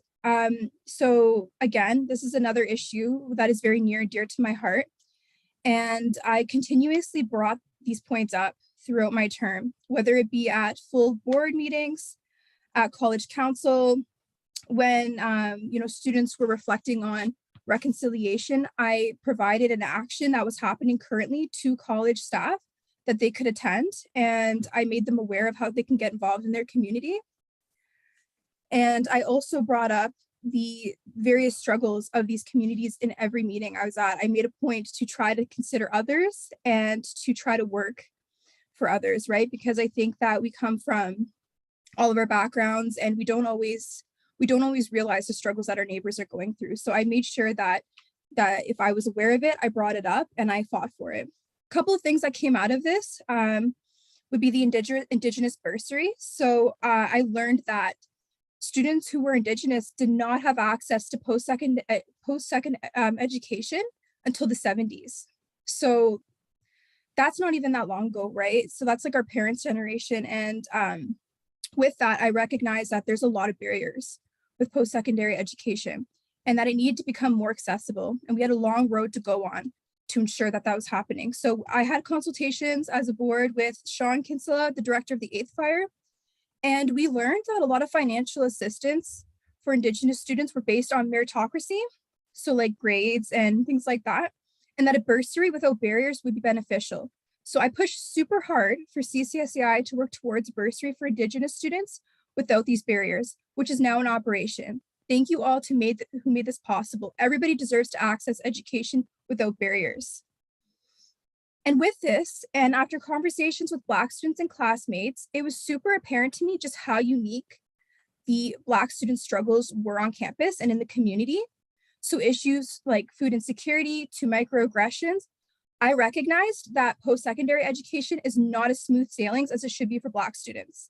So I pushed for CCSAI to come together to provide towards bursary for Black students in hopes that eliminating some financial barriers could alleviate some stress.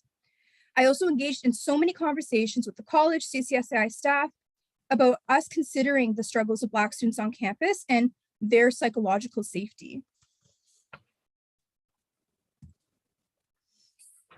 Cultural awareness. So during my time, I spent a lot of one-on-one time with students, helping them navigate through schoolwork and registration, their course route, and more. And a lot of the students were coming to me because they felt uncomfortable with their success advisors. I was receiving so many complaints from primarily racialized students experiencing microaggressions when seeking support. I advocated to the college multiple times to implement cultural sensitivity training for success advisors, and I was informed that this training is being implemented. Women and non-binary hour at the gym. So due to the fact that a lot of folks do not feel comfortable accessing the gym as it is a male-dominated space, this can be due to religious reasons, trauma, harassment. I recognized that, fitness and wellness was not barrier-free and that it came with a lot of fear and anxiety. So I advocated for the AWC to have an hour dedicated specifically to these two populations in hopes that folks could access wellness and physical activity without fear and anxiety. When there was an incident in September 2021 at Western University, there were multiple students who were drugged and sexually assaulted on campus. This really brought a lot of fear into me, and I felt like we needed to do more to address this at Centennial. This was an issue that could have easily happened to our campuses, and it was up to us to be on the preventative end of things rather than the aftermath of a tragic situation. So I relentlessly sent emails to CCSAI and Centennial surrounding this about awareness, education, and action planning. I needed to see something solidified, and now I am proud to write that CCSAI had an entire week dedicated to an awareness campaign on this topic and compiled resources directly for students that is accessible on the CCSAI website. I was also very, very happy to be proud to be a part of the reboot of the Sexual Violence Task Force at Centennial College. Please, everyone, keep this conversation going and advocate for support on this. Finally, my most recent project, I recognize that these past few years have been absolutely horrific for our communities. We have seen a rise in hate crimes and tragedies. With the most recent event of international student Kartik's, his life was stolen in a hateful attack. This really brought a lot of fear into students at Centennial, and many are left feeling unsafe and scared. With the assistance of Jagtar Singh, incoming Vice President of Downsview Campus, I compiled a list of clubs and students to engage in conversations about safety and feeling safe and about how we can support each other in this journey. After a really lengthy discussion, I came up with a document highlighting the experiences of students and where they felt unsafe, how they've been made to feel unsafe, and the worries, concerns, and fears that they have, and things that we would like to see Centennial and college partners do to work towards a more equitable educational experience, and what would eliminate the fear in communities that were impacted by this issue. I sent the email out to many, many staff members. It was forwarded to other staff members, and the conversation is ongoing and happening today, yesterday, tomorrow, and I know we will continue on this topic. So I feel very excited and proud to know that these conversations are in the works and that hopefully some of the actions that we had brought forth are acted on. So I would like to conclude with a couple of final thoughts. I would like to extend my sincerest thank you and gratitude to the students first and foremost for believing in me and allowing me to elevate your voices. It has been such an honor to walk alongside you as we go down our education pathway. Thank you to David, who is the Dean of Students, and all the Centennial College staff who I've been lucky to collaborate with. Thank you for your kindness and open heart and ears that you gave us always. I would like to thank Executive Director at CCSAI, Penny Kurlik, Nilima Singh, Abdullah Mushtaq, Boyan Demchuk, Brad, and all of the amazing staff members at CCSAI who work tirelessly for students. Thank you for putting your heart into your work. It shows. Finally, to my fellow board members, the best coworkers I have ever had. I cannot say enough about you and your incredible characteristics. Kind, compassionate, brave, strong are some of the words I can use to describe you, but still it does not capture you fully. I have witnessed the extensive lengths you have gone this year to make your school community a better place. I cannot express how full my heart is today when I look back at our time together. To the new board, best of luck. Welcome to your new role. I already know you will do amazing things, and I look forward to witnessing it. Thank you everybody so much for listening today. I'm really grateful to be here. Thank you. We are grateful to have you, Kate. Thank you so much for all the work that you have done throughout the year. And if I have to say something about Kate, she's all about equity, diversity, inclusion, creating accessibility and better free access to services, programs for our students. So thank you so much, Kate, for all the work that you have done in the school, in the communities, and you continue to do that. Thank you so much for that. We'll open the floor now for any questions for Kate. And as again, you can put in the chat or raise your hands as well.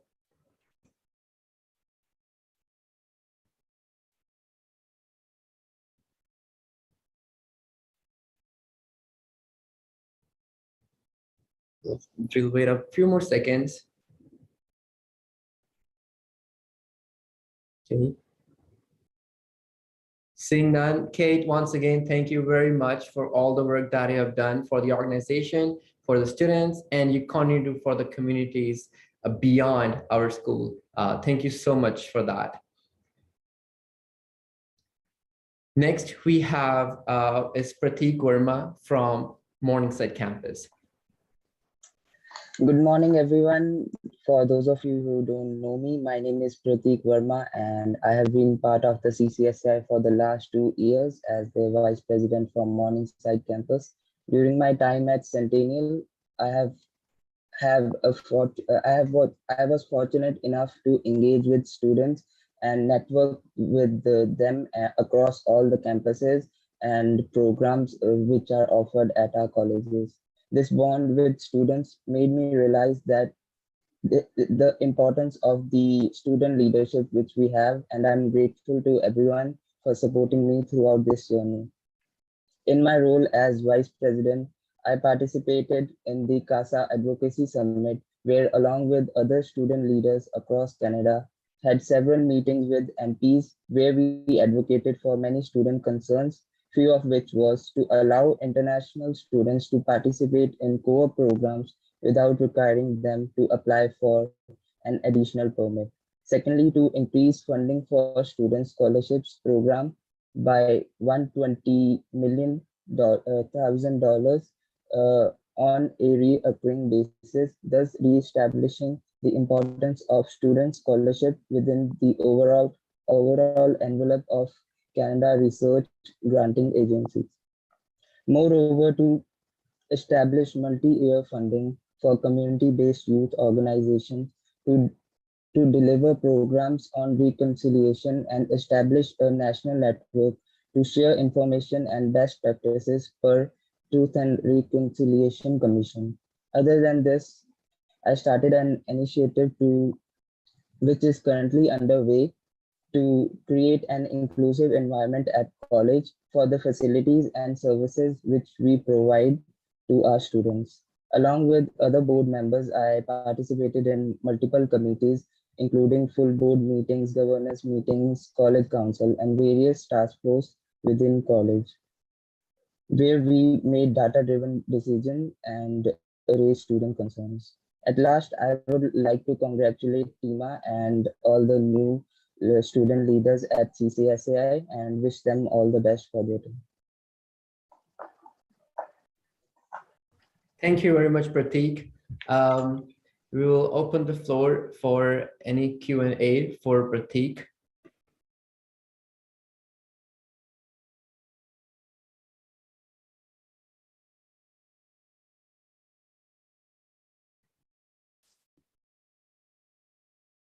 Seeing none, thank you very much, Pratik, for your work this year and also in the past year.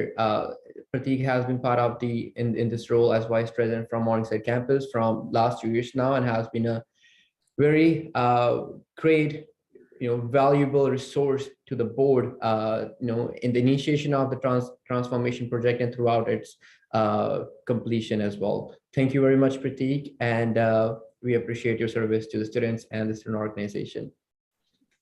At last, we have Tima Shah coming from the Progress campus.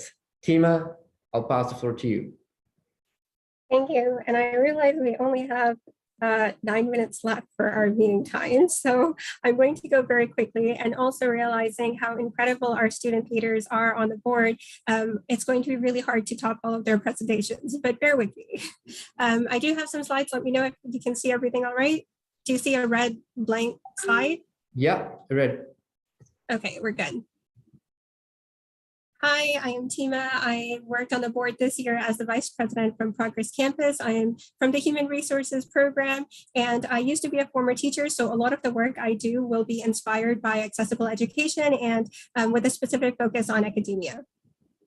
So before we get into all of the details, I want to position us in our environment. So we are Centennial College Student Association. Within our college, Centennial College, we work within the city of Toronto, and the city of Toronto is in the province of Ontario, and that is in Canada. So the advocacy we do starts on a very small local level, but it does extend much further than that, since all of our issues are not at a local level. Some of our issues are beyond Centennial College and beyond CCSAI.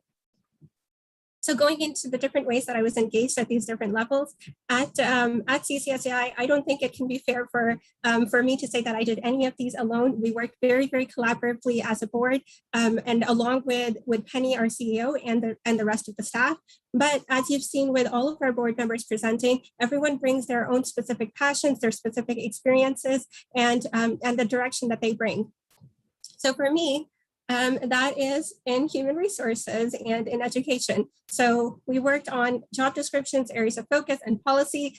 We made a lot of changes within CCSAI in providing stronger structure for our board in order to know exactly what our roles are and how we're going to stay accountable to those.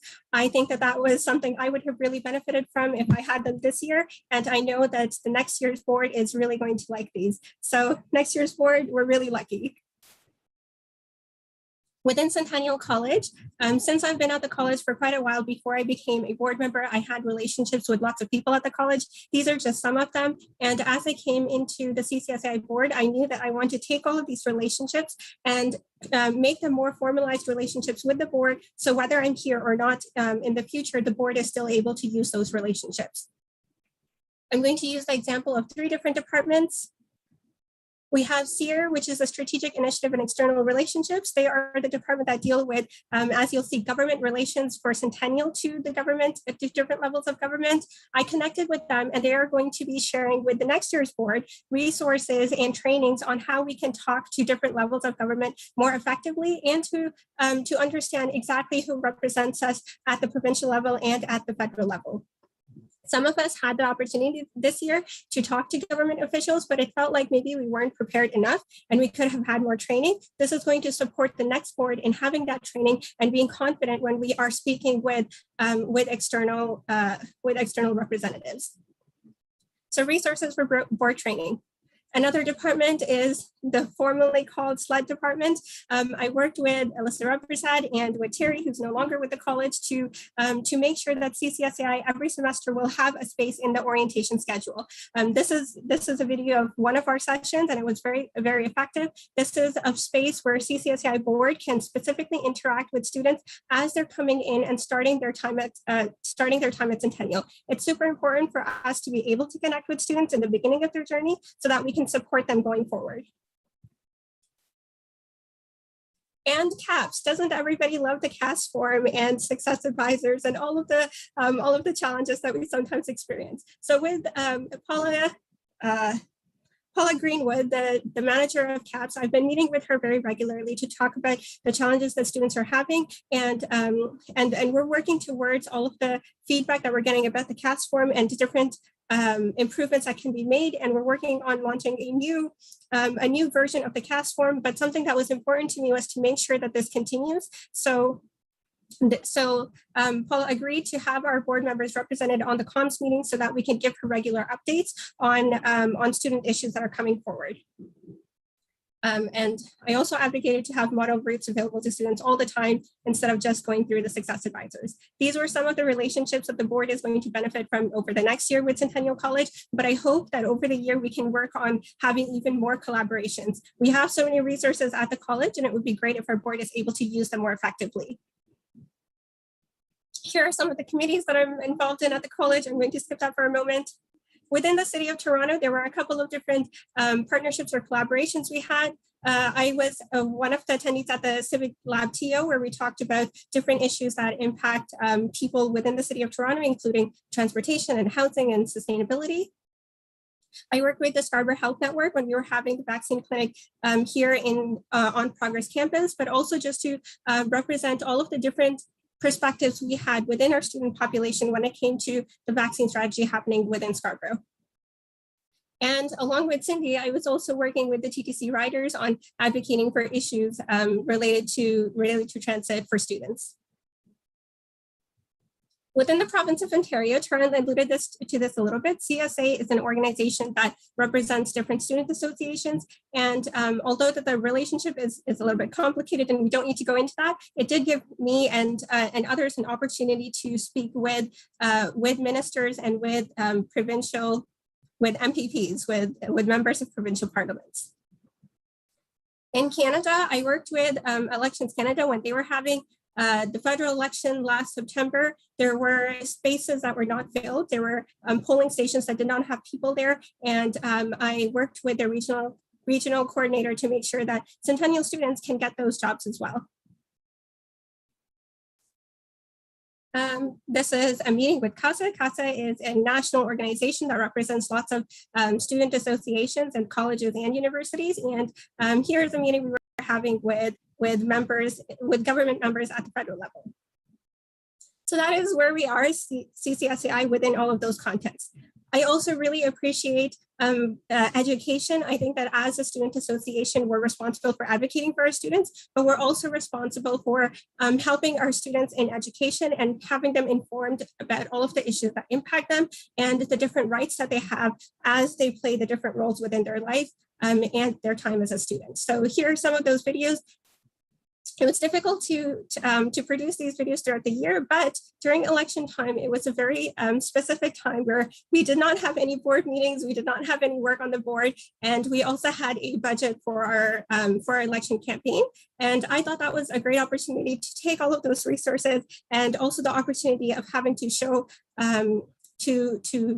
show experience to create an educational campaign so students can learn more about the issues that impact them. Here are just some of the videos that were part of that series that I created. And I introduced myself as, oops, let's go forward on this. I introduced myself earlier as the Vice President of Progress Campus, but I am also the incoming president for next year. And next year begins in 4 days because at CCSAI, the Happy New Year Day is on May 1st. It's been an absolute honor to serve students this year and to work with our board and to work with our incredible staff and our advising council and club executives and everybody who's contributed to the work that we do and the advocacy we have our students. Thank you so much. And I have 1 minute left in the meeting. Taryn, go ahead. Thank you. We actually do not have an ending time on the agenda. It's just the beginning time. I don't know. Did you see somewhere, Tima? Because I checked everywhere basically. It must be just on our personal agenda. Okay, sorry about that. On my side, it says we end at noon. Yeah, but we are wrapping up very soon, so not a trouble on that side. I did see some question. I think Uttara, you have your hand up. Would you like to go ahead? So through the chair to everyone, I'm really honored to work with CCSAI board of members as well as advisory council as well. So I take this opportunity to thank everyone.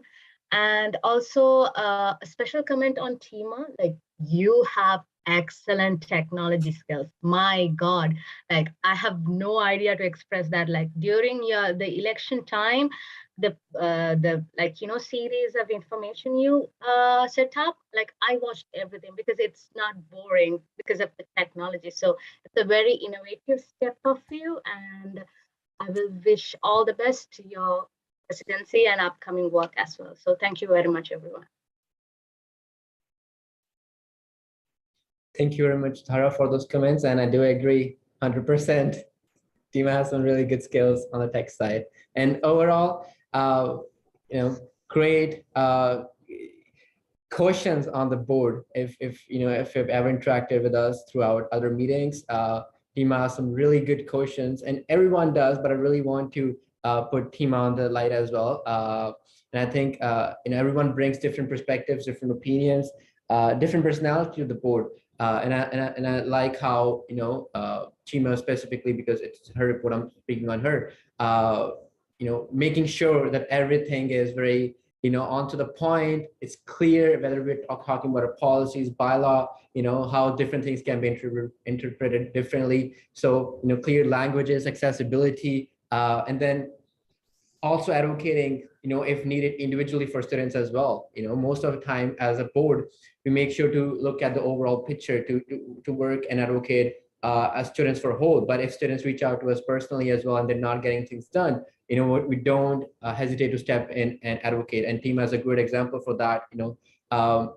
Whether it is for advocating for students who have been impacted by the A block construction, or many other times for deferral, we few of us have been working on that, and many other issues and concerns that students bring. And thank you very much, Tima, for your this year's service, and I'm so excited for you and the next year's board. And I'm so happy, and I'm really looking forward to what's going to happen next year. But I'm very confident that it's going to be great. It's going to be more development, more work, basically more awesomeness. So congratulations, and looking forward to that.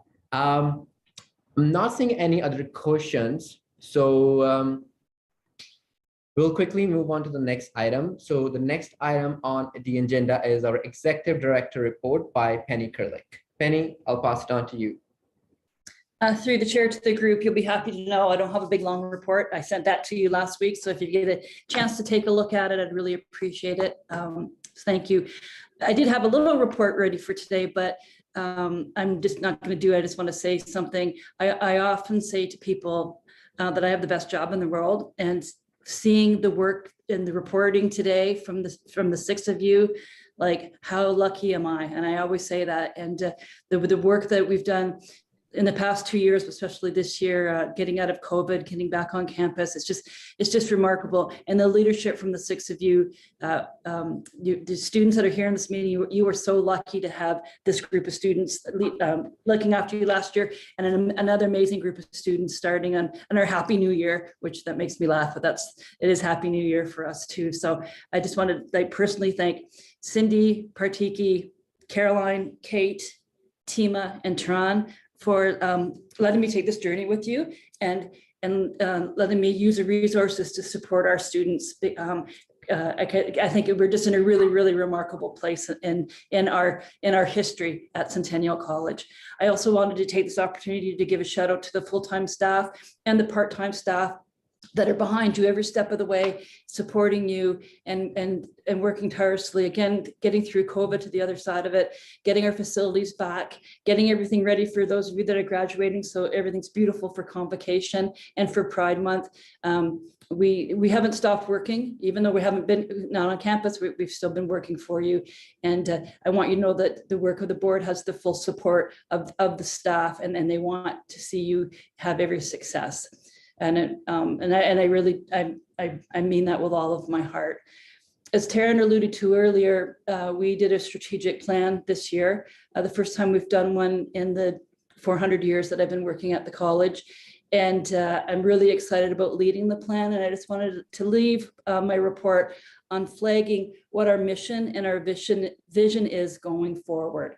So our mission is: we passionately enhance the student's journey and successful achievement of their aspirations.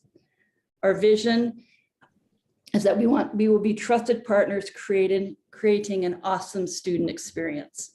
So this is first and foremost, you're going to see it on our website, you're going to see it everywhere, but everything we do will be brought back to the strategic plan. And if we get off track, students at large, they remind us and get us back on track, please, because there's been tremendous amount of work done by the board and by the staff and by our consultants to get us to where we're at today. And I'm really excited to see what next steps are. So thank you, and have a great rest of the day. Thank you very much, Penny. And Penny mentioned earlier that the report was shared in the AGM documents. I went through it, and I hope everyone got a chance to quickly do a read as well. And I just want to thank you, Penny, for your leadership, especially during this very phenomenally and kind of crazy times of COVID. Who imagined that, we will be doing everything online? When I ran last year as a president, first time, that time there was no COVID, and then all of a sudden we were at home doing meetings through Zoom. I never even knew about Zoom. So thank you for working throughout this COVID. And I earlier mentioned about how ambitious the project Transform is. And when we were starting it, I knew that it is a lot of work. Just putting financially. Budgets will not just be enough. So the leadership really matters. So I really want to give a big shout out to Penny as well on that. And as Shirley mentioned, the staff, the managers, the part-time, the full-time, everyone, because that transformation, if you really look into it, it's really, really transformative. It's going to put us at a very, high level compared to many other student associations across the province and Canada. It's a very core, deep work that we have done. And as the copy that Penny was showing in the screen, the strategic plan, that will be also be available, that has been worked by this year's board to bring into action, and has already been started in that way. So thank you once again to all the board and Penny for your report and for all the service that you have been doing throughout the years. It's just been incredible to work with you for the years I have been here. So thank you so much. Moving on, we are at 12:07. The next few items should not take a lot, but the next item is the announcement of the Board of Directors 2022-23 by Penny Kerlick. Oh, sorry. I'm just texting Jamel because he's in a class. So I'm very happy to introduce to you the board for 22-23. And actually, I'm going to pass it over to Tima to do the introduction to her new board. And as a new president, 22-23, Tima, can't wait to continue our work together. But I'd like you to introduce your new board and maybe talk slowly until Jamel gets here. So go ahead, Tima. So I'm stalling time as long as we can.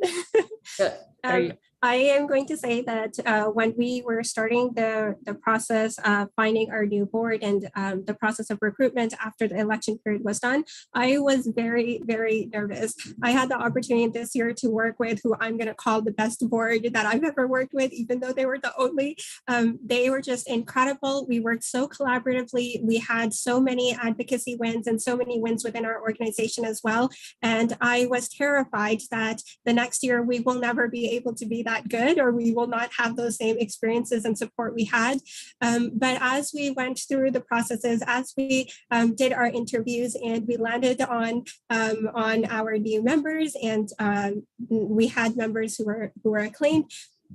As we moved through that process, last Saturday was the first time that we had a chance of having everyone meet together, our old board, our outgoing board, and our new incoming board members. And I have to say that I was just blown out of my mind by the expertise and the passion our new board is bringing. I'm so, so excited and so, so proud of the new members who are going to be joining the organization and leading the organization and advocating and working for you students.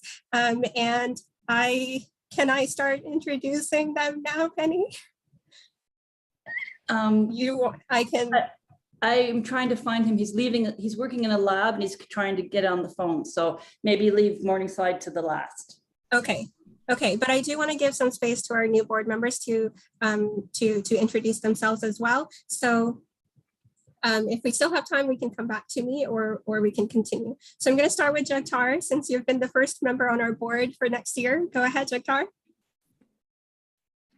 Hello, everyone. This is Jagtar Singh, and I'm the incoming vice president from our Downsview campus. So first of all, thank you so much to our outgoing board members. They have done incredible job in advocating for our students and everything like that. So anyway, thank you so much.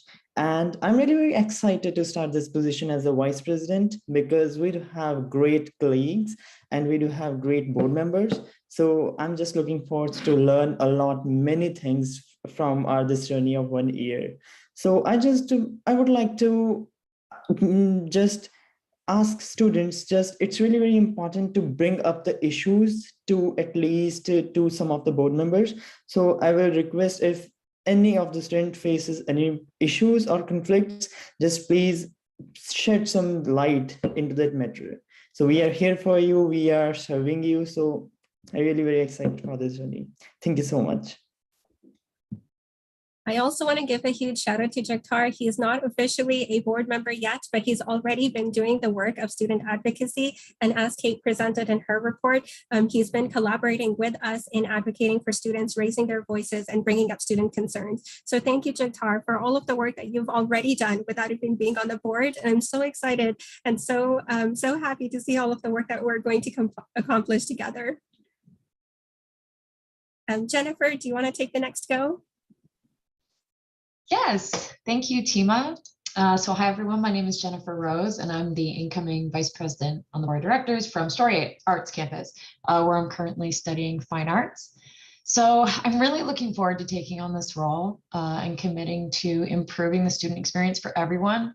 I'm very inspired and motivated by the work of our current board members. So the last 2 years have really changed the student experience, and therefore the needs of our diverse student body have undoubtedly changed as well.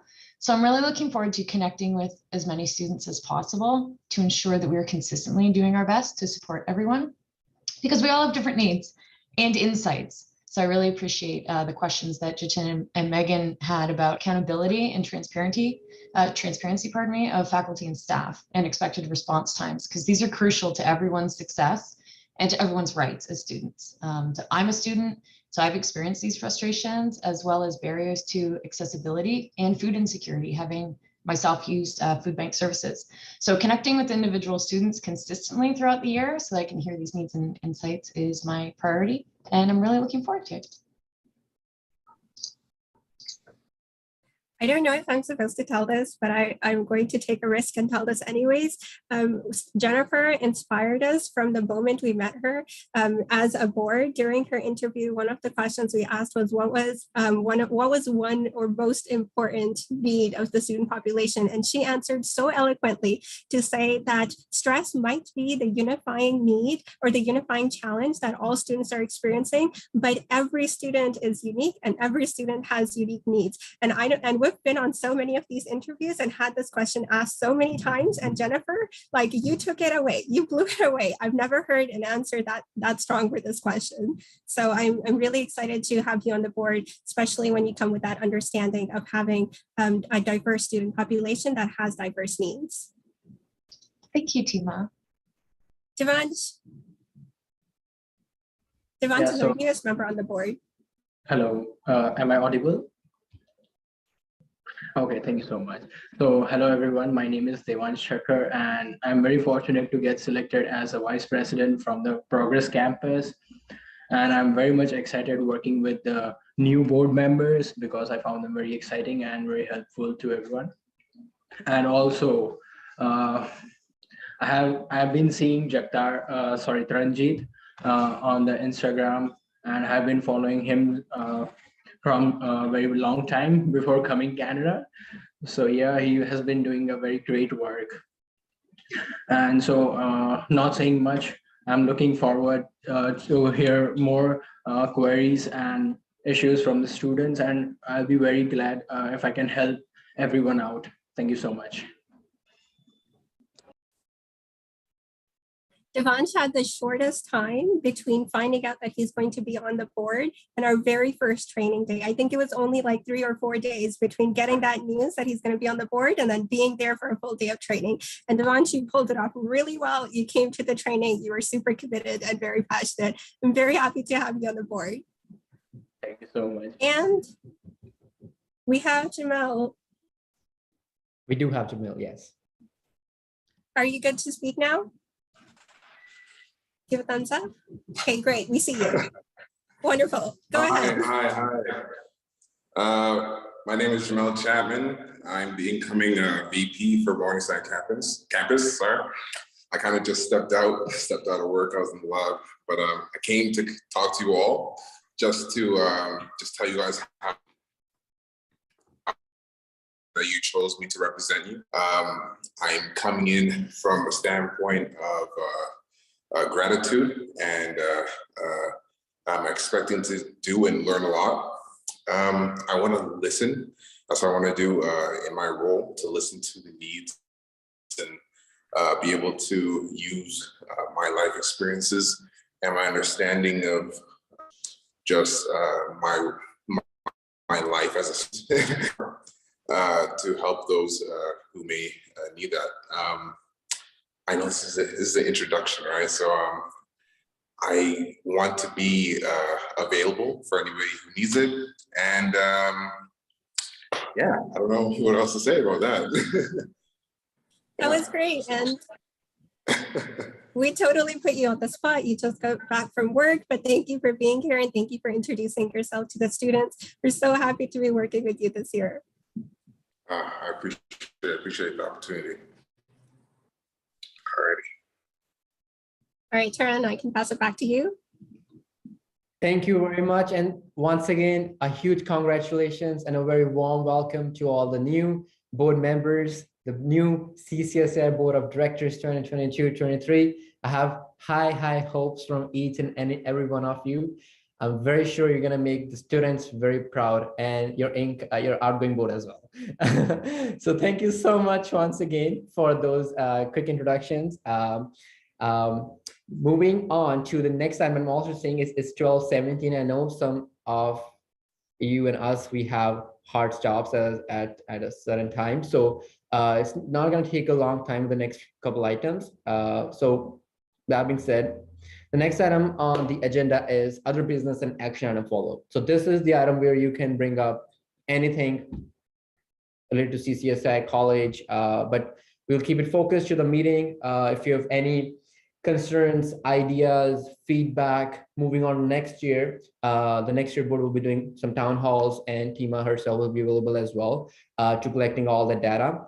But if you have any questions related to the past years, what has been done, any concerns you want to share, this is the time, this is the place, the item number, we can do that. So once again, you can raise your hands, or you can either put in the chat as well.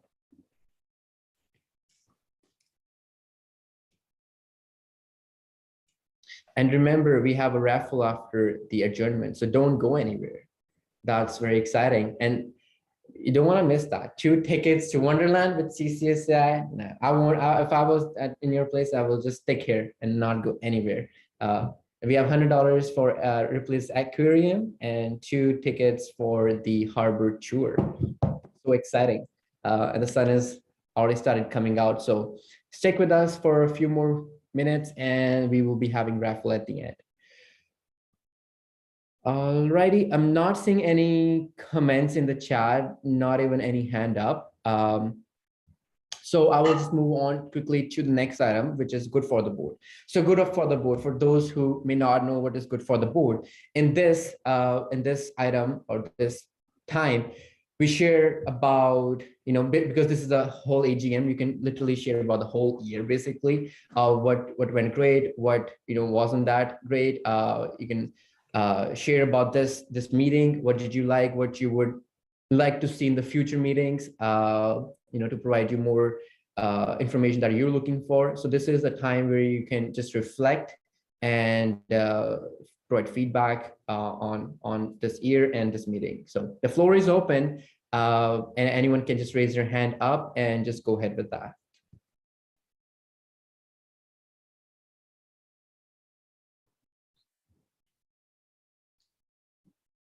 Well, why not? I just started. I was just waiting to see if anyone wants to go, but I already had in my head. So I just want to dearly say thank you, firstly to this board for being so open, genuine, and authentic, because I know everyone comes from different perspectives, opinions. I love the fact that how everyone was so open to share their perspectives, and being heard in this culture of our board that we created, and how we came up with ideas, solutions, how we solved concerns, how we planned things in a very inclusive manner. So I really appreciate everyone for that. Thank you to our advising council. Some of the members are here. We have Anas, we have Uttara, we have our advocates, Sora, Rituja. Thank you for the work that you do, to our staff, to Penny for the whole year, how we have been, coming up with new solutions during this pandemic. We had one of the biggest vaccine clinics in the province. And I think, if I'm not wrong, probably one of the biggest in Canada as well. We have hundreds of thousands of students, community members who were vaccinated through our this vaccination clinic that we had. The food drives that we have been doing, the food bank program. We have 6 student leaders who have been participating in a number of committees throughout the college, outside the college as well, to represent the student voice. So really thankful for that. And at the end, the students for putting your confidence in each and every one of us. I hope that we represented you well. And at the end, I'm just once again a big congratulations to Tima Shah for incoming president, and high hopes from you. And I'm very reasonable to keep high hopes from you because I know you're going to do an incredible job. So once again, thank you everyone, and thank you for giving me this chance.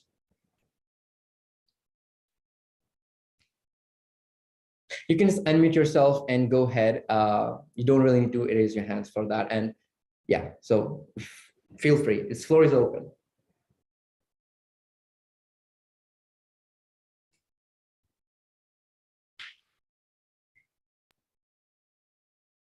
Okay, I'll go ahead. What an amazing experience it has been to share this term with all of you. First and foremost, I want to appreciate our outgoing president, Taranjeet, for your relentless effort and for your kindness, for your leadership, for your support, for everything that you have done to us as an amazing leader, being inspiring and wanting us to be the best versions of ourselves and inspiring us to accomplish that. I think I have evolved a lot. I have improved a lot thanks to your leadership, and I will take it forever. And I'm sure that you are going to be making amazing things in your future as well. So thank you for being with us, for giving us your best, and I wish you all the best in your future endeavors. I want to say as well, thank you so much for the full board, because I also think that this is one of the best groups of people that I've worked with, and I am so proud to be part of this group. I never imagined that I would be talking in this space if you had asked me like 2 years ago. And I am so proud to have this space to learn from you. Thank you for providing your talents, your knowledge, your passion to all the work. I have learned a lot from all of you, and I am super inspired by this work and the work that we have developed. And Tima, so great. I really love your work, and I am so proud of you. And I'm also sure that you're going to make amazing transformations and amazing work in this upcoming term. I wish you all the best and all the blessings for you and your board as well. And I also want to thank our CEO, Penny Kerlik, for your passion, for your love, for your kindness, for everything, all the support that you have given to us.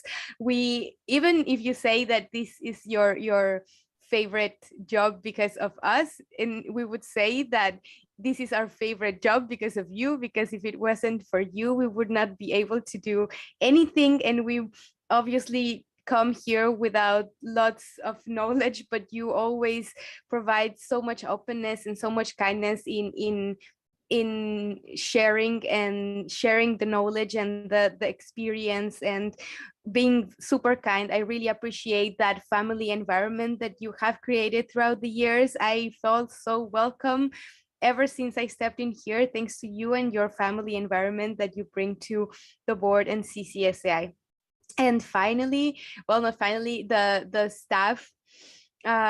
The staff, thank you so much. Everyone that's listening out there, thank you so much for all your support as well. You are amazing, and I always felt supported by you and our student leaders here, that we would not be able to accomplish any of our work.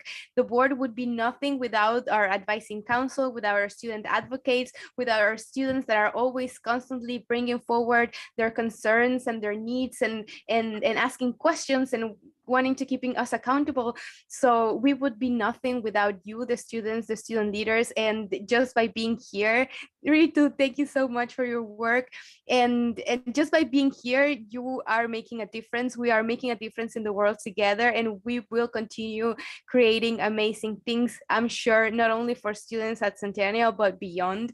And I just want to say thank you so much, and amazing congratulations for the incoming board.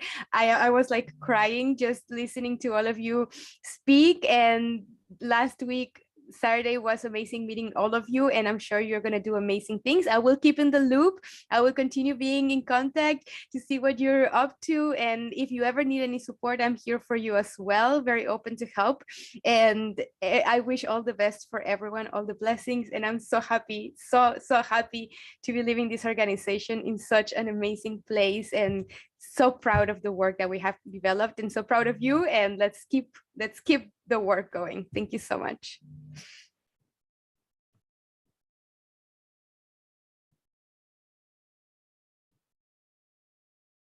Kira, I saw your message. You can jump in. No, I just really wanted to quickly say just thank you so much to Taranjeet. I want to actually thank Taranjeet first, because he sent me a message on Instagram one day and encouraged me to get involved in student advocacy.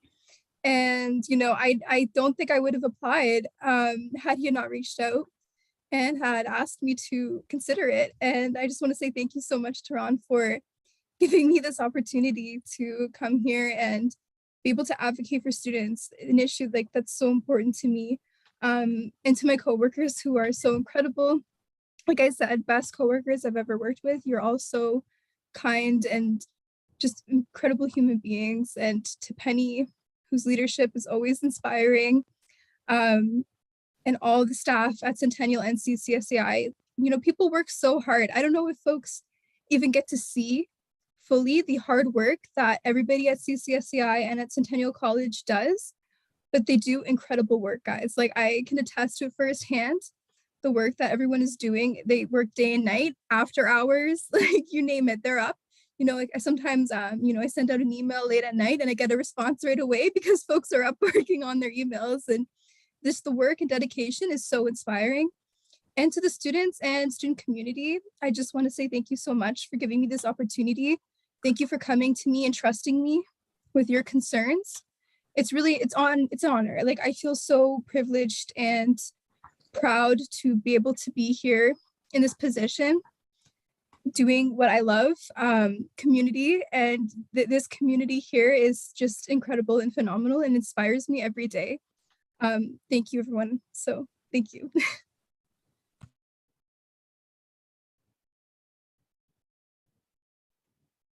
I have a good eye for leaders. We are at 29. If anyone wants to quickly jump in, please do so, and we will be then moving to adjournment and raffle. So I'll just have a few more seconds and you can quickly jump in if you would like to. I'm going to echo what everybody else said about everybody else, but I think a group that we haven't addressed yet are our student staff. We have a lot of we have full-time staff in our room who are very supportive. We also have our part-time student staff in the room who are very, very inspirational and very dedicated to supporting the CCSAI in the time that they're working here. So thank you, student staff, as well. I see you all the time interacting with students on MS Teams, and I see all of the interactions on Instagram and here as well. So thank you for doing what you do as well. Well, thank you so much, everyone, for being here, for being part of this year and making it very successful. We're very happy and proud, And I personally am very satisfied with the work that has been done, and I'm very hopeful that this incredible journey of CCSAI will keep on continuing for years to come. Just looking at time, we will quickly move to the adjournment. So first, can I have a motion for adjournment, please? I have Kate, my first. Can I have a seconder? I have Caroline. I will launch the poll once again, only for students to vote. And then we will have the show of hands for the board members. Alrighty, you should be able to see the motion now.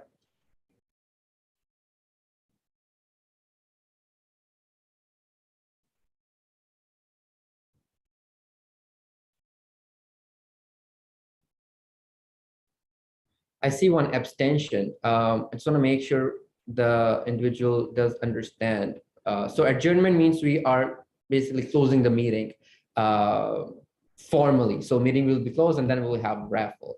So just want to make sure you understand because I see one abstention. All righty. So closing the poll, we have 13 in favor, 1 abstention. Can I have show of hands for the board members' favor in the adjournment? I see Kate, Caroline, Cindy, Pratik, Chima, myself. Motion is passed. The meeting is adjourned. Thank you very much once again for joining. We have a raffle. So